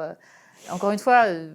Moi, je trouve. Non, Je vous me suis n'avez- non, habituée à non. ce que les Vietnamiens soient mal filmés dans les films. Après, il y a eu des films comme Outrage de Brian De Palma concernant le viol d'une Vietnamienne. Enfin, il reprend Vertigo, c'est-à-dire que son leitmotiv d'appliquer Vertigo à la guerre du Vietnam, et c'est très beau. Et là, pour le coup, il y a la dignité d'une jeune femme tuée par un soldat qui est méchant, défendue par un soldat gentil. Donc on a vraiment des critiques. Oui, mais parce qu'encore une fois, le fil conducteur Très de ces puissante. films sur Hollywood, c'est la souffrance du combattant. C'est-à-dire, le combattant américain Là, est c'est la celui... souffrance d'une jeune femme Non, vietnamienne. non, mais ça veut dire que le combattant américain, il va être soit conduit vers le mal et devenir le violeur, soit rester dans le bien et va défendre la femme violée. Oui. Et vous avez continuellement ces deux thématiques qui se suivent. Dans Voyage au bout de l'enfer, c'est pareil. On a cette espèce de dérive, si vous voulez, de ce type qui va jouer à la rigolette russe, etc., mais parce que c'est la souffrance de la guerre qu'il fait. Jusqu'à ce que, finalement, il y en ait un de ses camarades, si vous voulez, qui... j'ai vu le film il y a très longtemps, mais... Les fils conducteurs, c'est la souffrance du combattant. Ça veut dire qu'il est tout à la fois amené à faire des choses horribles et en même temps qu'il peut être extrêmement noble, si vous voulez, dans son comportement. Bon, John Wayne est toujours noble, je vous rassure là-dessus. On ne va pas mettre John Wayne dans violer une vietnamienne. Donc, vous voyez, encore une fois, c'est la distance. Le Vietnam crée un rapport différent à la guerre. C'est-à-dire qu'effectivement, là, il faut bien se rendre compte que ça a été une défaite, ce qui est toujours difficile à accepter pour les Américains, et que le comportement des GI n'a pas été... si vous voulez, cette espèce d'épopée glorieuse qu'on va faire à propos de la guerre contre les Japonais ou dans d'autres circonstances. Sur la guerre de Corée, par exemple, qui encore une fois était une guerre qui n'a pas été gagnée, il y a eu très peu de films parce qu'on ne pouvait pas faire le même fil héroïque et mythologique que ce qu'on avait fait sur le Japon, par exemple. Vous voyez. Donc le cinéma a essayé de traiter la question, mais finalement avec beaucoup plus de distance. C'était une guerre qui était mal acceptée, on ne voyait pas très bien qui était contre qui, pourquoi, etc. Donc le rapport de chacun des épisodes hollywoodiens avec ces épisodes de guerre est très différent. Sur l'Irak, si vous voulez, c'est pareil. L'Irak, on sent qu'Hollywood a du mal à se défaire de ça. Non, heureusement, il y a Clint Eastwood. Pardon, j'ai oublié. Et donc, concernant American Sniper, un film qu'on a beaucoup abordé ici et qui est toujours un objet très, très polémique, ça vous pose problème que ce héros de guerre revienne totalement intact de tout syndrome post-traumatique. Et pour vous, Clint Eastwood est le cinéaste propagandiste par excellence, capable de bons films mais quand même avec ses derniers films. C'est-à-dire qu'il est capable, comme le cinéma hollywoodien, de faire d'excellents films et de faire des films propagandistes. Et je prends le cas d'American Sniper parce que un sniper, avec la portée des fusils modernes, c'est un type qui est installé sur l'Arc de Triomphe, tue quelqu'un qui est en bas des Champs-Élysées. C'est pas vraiment la guerre, hein, c'est du tir au pigeon. Bon. Alors, il a été victime d'une injustice parce que je crois qu'il a tué 350 Irakiens, mais qu'on en lui a crédité que 250, donc c'est un homme qui a souffert de cette injustice et qui est présenté par Eastwood comme un type formidable. Bon. Je vous fais remarquer que ce type, il repart 4 fois en Irak alors qu'il est jeune marié quand même. Ça veut dire que c'est un type qui doit s'emmerder dans sa famille quand même. Hein. On a fait une émission sur le fait qu'il était marié avec la guerre, justement. C'est-à-dire avant de tirer, s'il est marié avec il enlève son alliance. Oui. Et cette alliance, c'est-à-dire que j'en ai parlé, parce que j'ai reparlé de American Sniper avec la personne qu'on a invitée ici. Je lui ai dit, écoute, je reçois Pierre Conessa, qui n'aime pas du tout le film. Et tout. Il m'a dit, écoute, il y a cette bague qui change absolument tout le sens du film. C'est-à-dire qu'il l'enlève... le détail est là. Le détail est là. Arrêtez de vous foutre du monde. On le voit continuellement en train de tuer de l'Irakien. Et à la même moment, vous aviez sur Internet un film fait par un sniper irakien qui tuait des soldats américains. Ce sniper s'appelait Juba. Et donc, il avait filmé en réalité la façon dont il tuait des soldats américains. Lequel des films est un film de propagande? Les deux. Les deux sont des films de propagande. Donc pourquoi le fait qu'il retire son alliance va changer le fil conducteur? Deuxième épisode très important, c'est que donc lui, il rentre sans syndrome post-traumatique. Évidemment, à la distance où il tue les gens, ça va. On peut considérer qu'il est tranquille. Encore une fois, s'il revient 4 fois, c'est pas parce qu'il est marié avec la guerre, c'est parce qu'il s'emmerde avec sa femme. Ça, c'est probablement ça la principale explication. La deuxième remarque, c'est que la fin de l'histoire, qui est simplement traitée sous la forme d'un panneau à la fin du film, est scandaleuse. Ce type, il va s'occuper de soldats qui, eux, sont traumatisés par la guerre, et il va les amener dans un stand de tir. Vous connaissez la fin de l'histoire, et un de ces types, probablement, qui en a marre de l'entendre raconter l'histoire telle qu'il l'a racontée. C'est le retour du refoulé. Le refoulé, c'était l'autre. Alors, il se fait tuer par quelqu'un Il qui se est fait atteint tuer d'un par syndrome quelqu'un- post-traumatique. Oui. Moi, je trouve ça... Eh bien oui, mais justement, pourquoi Clint Eastwood exclut cette fin? Le film se termine sur ce long défilé où vous avez des Américains partout, avec des drapeaux américains partout, qui saluent le héros qui a été tué. Mais il n'explique même pas comment il a été tué. C'est prodigieux, c'est un film, c'est Riefenstahl. Moi, j'aime bien. Ben, non, mais moi Non, aussi, mais mais moi j'aime bien le film de Riefenstahl. Je ne peux pas vous convaincre du contraire, sachant que moi je vois les signes d'une critique. Bien sûr, évidemment, vous le dites dans votre livre, vous avez raison, le public américain ne reçoit pas forcément le film, c'est-à-dire que ça a été un succès absolument phénoménal. Ah oui, bien sûr. Bien Ne sûr, reçoit, c'est le ne voit génie pas la de l'histoire. bague, ne Ouais, voit ouais. pas ce qu'un cinéphile. Ben, il aurait été français, honnête. Il aurait été honnête s'il avait fait un sniper irakien. D'ailleurs, on en voit un, mais finalement, c'est quand même. C'est Oui, mais quand il a fait même aussi Mémoire de nos pères, et enfin, vous savez, dire qu'il Oui, mais a- parce qu'il a la distance critique vis-à-vis de la guerre du Japon. Là, c'est déjà autre chose. il a filmé du côté, le point de vue des Japonais, Bien du point de sûr. vue des Américains. C'est pour ça que je vous dis que le type est capable de faire des films formidables, Bien sûr. honnêtes, y compris sur la société américaine. Le Pont de Madison, c'est un très beau film. Bon. Donc, et là, sur des films de guerre, il est starbé, il explose.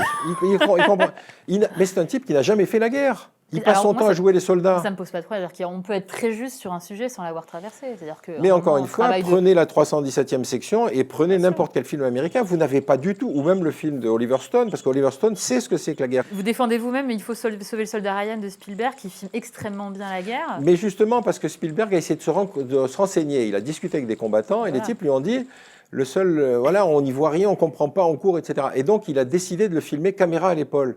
Mais parce que Spielberg est un formidable professionnel. Donc, oui, mais vous savez, enfin, j'imagine quand même que tous les cinéastes qui ont fait des films sur la guerre ont un travail, on sait comment ça marche. Ils se documentent à un niveau. Enfin, ils passent peut-être un an à se documenter avant d'oser faire un film sur la guerre. Donc, finalement, la documentation peut remplacer l'expérience. Non. Non, non. Bon, très Écoutez, bien. je vais vous prendre Expendable, les 1, les 2, les 3, je ne sais plus. Il y en a un dans lequel, effectivement, ils vont dans quelques pays d'Asie centrale, dont j'ai oublié le nom, parce que s'ils n'ont pas osé reprendre le Kazakhstan comme ils l'avaient fait la première fois. Mais en gros, à eux 10, ils vont détruire la totalité de l'armée de ce pays. Ils vont abattre les hélicoptères, ils vont détruire les chars, etc.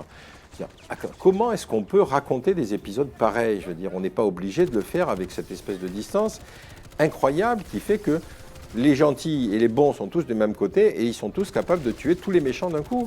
C'est ça la vie. C'est ni la vie ni la guerre. C'est uniquement de la mythologie. C'est Et de la cette fiction. mythologie, elle légitime aussi les massacres aux États-Unis. Bien sûr. Vous avez une espèce de fascination pour les armes. Quand Stallone s'en va au Vietnam, vous l'avez, il a toujours sa bandoulière comme ça avec ses armes. C'est à croire qu'il se déshabille jamais cet homme, il prend jamais une douche. Alors peut-être parce voilà, on a parlé d'énormément de choses et il faut quand même peut-être finir sur qui est l'ennemi hollywoodien aujourd'hui. Alors aujourd'hui, l'ennemi hollywoodien, d'abord il y a quelques petits épisodes, on n'a pas eu le temps d'en parler, mais le Frenchie au moment de la déclaration de Chirac, Oui. si vous voulez, à ce moment-là, Hollywood s'est Après, je déchaîné renvoie contre au les livre, Français. Mais évidemment. c'est pas grave, on laisse tomber. Aujourd'hui, l'ennemi, c'est l'arabo-irano-terroristo-nucléaro-musulman. C'est-à-dire qu'aujourd'hui, vous avez une espèce d'entité dans laquelle vous avez le Hezbollah qui collabore avec Al-Qaïda et Daesh pour lutter contre les Occidentaux, etc. Bon, vous avez des films d'une extraordinaire grossièreté politique, qui ne cherche pas du tout à comprendre ni à expliquer, mais qui cherche uniquement à montrer qu'il y a une espèce d'ennemi, un agrégat d'ennemis très mélangés. Bref. Cela dit, vous le disiez vous-même, Hollywood n'est pas gêné par ça. C'est-à-dire que, par exemple, après le 11 septembre, il portait à l'écran un roman de Tom Clancy, dans lequel, si je me souviens bien, le scénario devait être un attentat terroriste au moment du Super Bowl. Oui. Alors, comme c'était effectivement le roman, comme tous les romans de Tom Clancy, était formidablement bien monté, etc. Mais l'association des Arabo-Américains est allée voir les producteurs en disant écoutez, c'est peut-être pas le moment en ce moment, vous savez, avec l'ambiance, etc. Ils ont dit c'est pas grave. Ils ont remplacé les terroristes palestiniens par des terroristes russo-allemands nazis. Allez, qu'est-ce que ça Interchangeabilité. peut faire? Je veux dire, vous vous rendez compte, ça veut dire qu'il faut qu'il y ait un autre substituable. Donc, je veux dire, le Frenchie n'a joué qu'un court épisode dans cette époque-là. Mais si demain, vous avez Mme Merkel qui s'oppose à l'Allemagne, vous aurez à nouveau des ressucés d'anti-germanisme. C'est pas...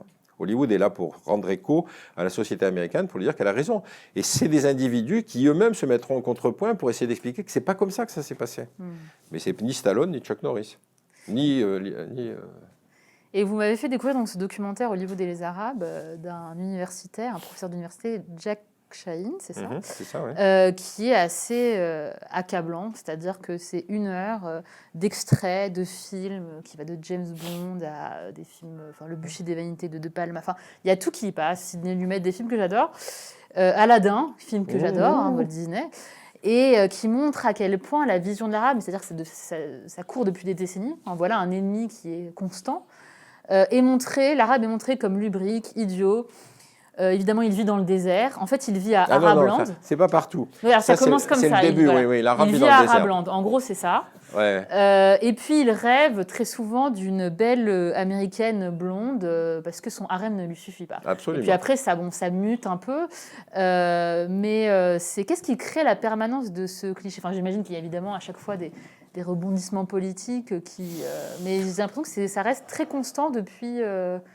Non, c'est-à-dire que l'Orient est une espèce d'Orient mythologique, y compris pour nous. C'est-à-dire c'est un monde dans lequel les gens ne sont pas comme nous, etc. Donc le cinéma américain a très tôt fait apparaître l'arabe vivant dans le désert entouré de son harem.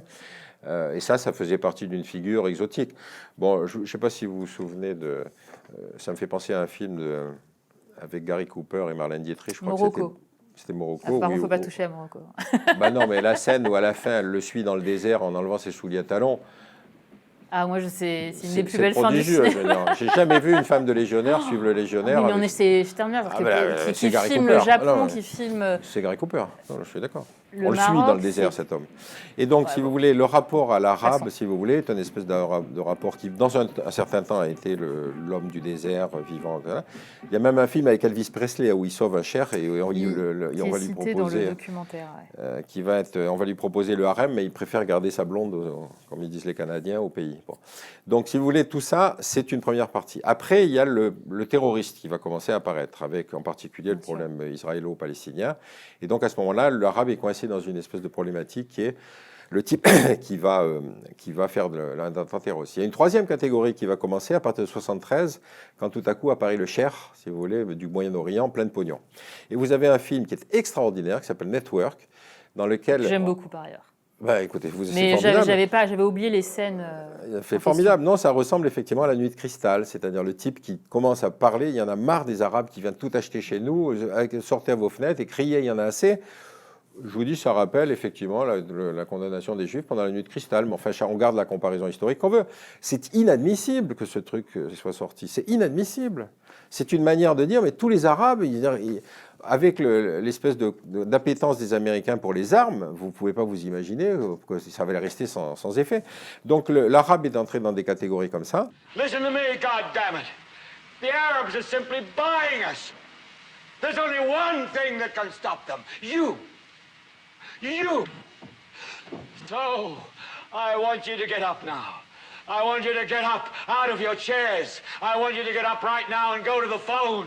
I want you to get up from your chairs, go to the phone, get in your cars, drive into the Western Union offices in town. I want you to send a telegram to the White House. Oh my God. By midnight tonight, I want 1 million telegrams in the White House. I want them wading knee-deep in telegrams in the White House. I want you to get up right now and write a telegram to President Ford saying, I'm as mad as hell and I'm not going to take this anymore. I don't want the banks selling my country to the Arabs. I want the CCA deal. Stop now. I want the CCA deal. Stop now. Come on. I want the CCA deal. Stop now. I want the CCA deal. Stop now. I want the CCA deal. Stop now. I want the CCA deal.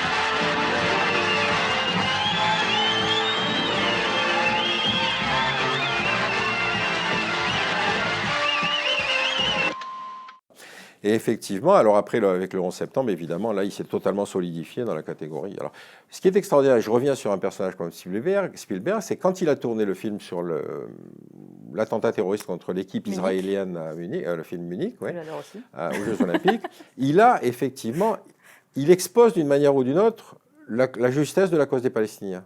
Oui, bien sûr. Et ça lui a été reproché. C'est-à-dire qu'il ne pouvait pas, dans les codes hollywoodiens, faire un film dans lequel l'autre pouvait avoir une légitimité. Eventually, the Arab states will rise against Israel.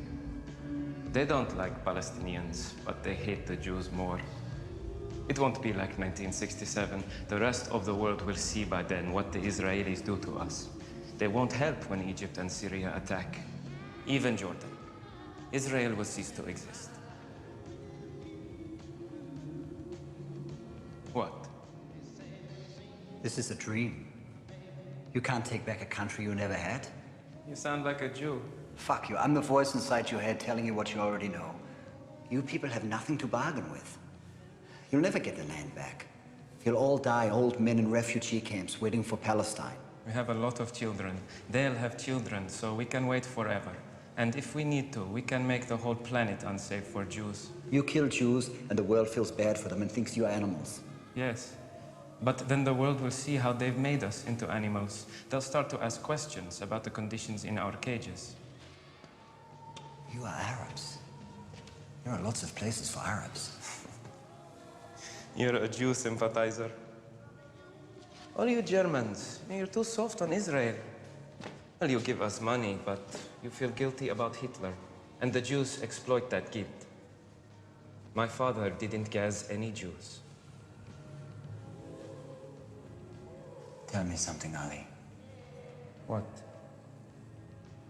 Do you really miss your father's olive trees? Do you honestly think you have to get back all that nothing? That chalky soil and stone huts? Is that what you really want for your children? It absolutely is. It will take 100 years, but we'll win. How long did it take the Jews to get their own country? How long did it take the Germans to make Germany? And look how well that worked out. You don't know what it is not to have a home. That's why you European Reds don't get it. You say it's nothing, but you have a home to come back to. ETA, ANC, IRA, we all pretend we care about your international revolution, but we don't care. We want to be nations. Home is everything. Après, il y a eu des critiques. Alors, vous parlez de Hollywood, c'est un cinéma par et pour les donc qui est créé par la doublure de Chris Tucker dans Rush Hour 2 et un humoriste d'origine iranienne. Donc, on voit qu'à chaque fois, en fait, il y a une sorte de... Ça ne peut que se faire la résistance ne peut que se faire à un niveau communautaire, communautariste, et n'est jamais, pris en charge par l'industrie hollywoodienne. Vous parlez de cet acteur, Ali Mahershala, premier acteur musulman nommé aux Oscars, qui, là encore, a un discours très fort, parce que les Oscars sont finalement une plateforme où parler. Je suis un acteur arabe qui a été invité pour des rôles de terroristes plus de 30 fois.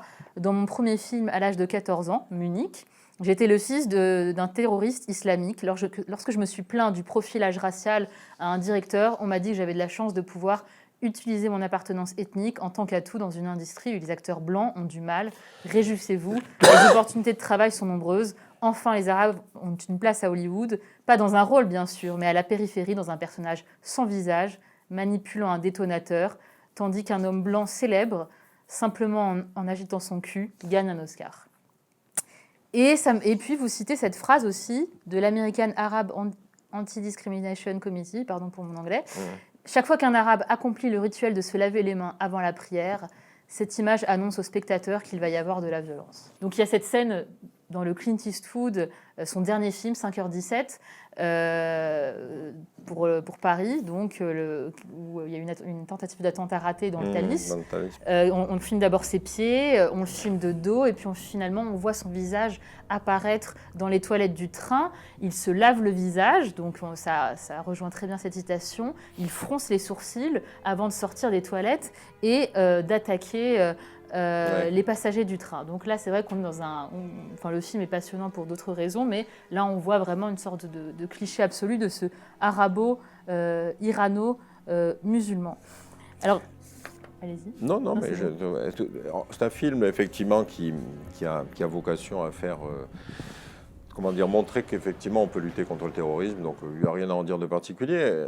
En général, à Hollywood, celui qui est l'ennemi, il a une sale gueule, donc je veux dire, qu'on le montre comme ça ne m'étonne pas outre mesure. Il peut être indien, jaune, noir, beige, à carreaux, peu importe. Du moment qu'il a une sale gueule, on sait. Je cite l'exemple, encore une fois, de métèques à qui on a demandé, des gens qui avaient pourtant ils pouvaient être anglais, mais comme ils avaient une tête de métèques, on leur demandait de jouer n'importe quoi, depuis le mongol jusqu'aux Palestiniens, en passant par le Sud-Américain trafiquant de drogue. Donc, Alors, on n'a pas le temps de tout évoquer. Moi, je voulais vous faire parler de ces soldats cinéastes qui filment eux-mêmes leur propre guerre et qui, du coup, devancent l'industrie hollywoodienne, de Redacted, de De Palma et tout ça. Donc, je renvoie évidemment à votre livre. Et peut-être, je voulais terminer et puis, sur cette citation de Paul Greengrass et puis ensuite vous poser une question. Donc, Paul Greengrass qui dit « Pour le Vietnam, il a fallu attendre plus de 10 ans entre le climax de 65-68 et Apocalypse Now ou Voyage au bout de l'enfer. Aujourd'hui, l'information s'accélère. Il faut réagir plus vite. » Il parle évidemment des films de guerre. Alors, j'avais cette question un peu globale. Qu'est-ce qui, pour vous, explique ce que vous décrivez dans votre livre, c'est-à-dire cette impunité? C'est-à-dire que le fait qu'on pardonne au cinéma américain ce qu'on ne pardonnerait absolument jamais au cinéma français, au cinéma allemand, au cinéma russe. Qu'est-ce qui crée ce sentiment d'impunité, ce sentiment du fait que, finalement, le cinéma américain peut tout filmer, peut tout se permettre? D'abord, la première chose, c'est qu'il peut tout se permettre. Donc, c'est un hommage à lui rendre qu'effectivement, il est capable de produire une chose et son contraire. Il est capable de produire des films de propagande et des films de critique très puissants. Et puis surtout, il a tout ce pan de critique de la société américaine elle-même, sur lesquels il est allé beaucoup plus loin que le cinéma français, sur la critique du politique, sur des choses comme ça. Bon. Mais la question, moi, je vous la retourne. Qu'est-ce qui fait le lobby hollywoodien ici, si ce n'est des gens qui trouvent que ce cinéma est formidable? Mais si vous ne le regardez pas comme une totalité, vous dites, oui, il ne produit que des chefs-d'œuvre. Non, il a produit des très mauvais films, dont je suis le plus grand spécialiste mondial, si vous voulez, qui sont des très mauvais films, qui contribuent encore une fois à imprégner l'opinion publique américaine. C'est ça qui m'a intéressé. C'est-à-dire que quand vous parlez avec des Américains de classe moyenne, quand vous êtes dans le Middle West, quand vous êtes dans la Bible Belt, si vous voulez, vous vous dites, mais attendez, ces gens-là, chez nous, ils ont disparu au début du XXe siècle. Donc, d'où vient leur formation d'où vient cette manière de faire. Donc je vous dis, les Américains, ils ont inventé le super-héros, donc ils ont effectivement Stallone, Chuck Norris, Bruce Willis, etc. Bon, nous, on a les super-intellectuels, on a BHL, si vous voulez. Donc moi, dans un bouquin, j'avais proposé qu'on envoie Stallone et BHL en Afghanistan. Eux deux, ils auraient réglé la question. Donc vous voyez, chacun a ses propres travers. Merci beaucoup, Pierre Conessa. Je vous en prie, merci à vous.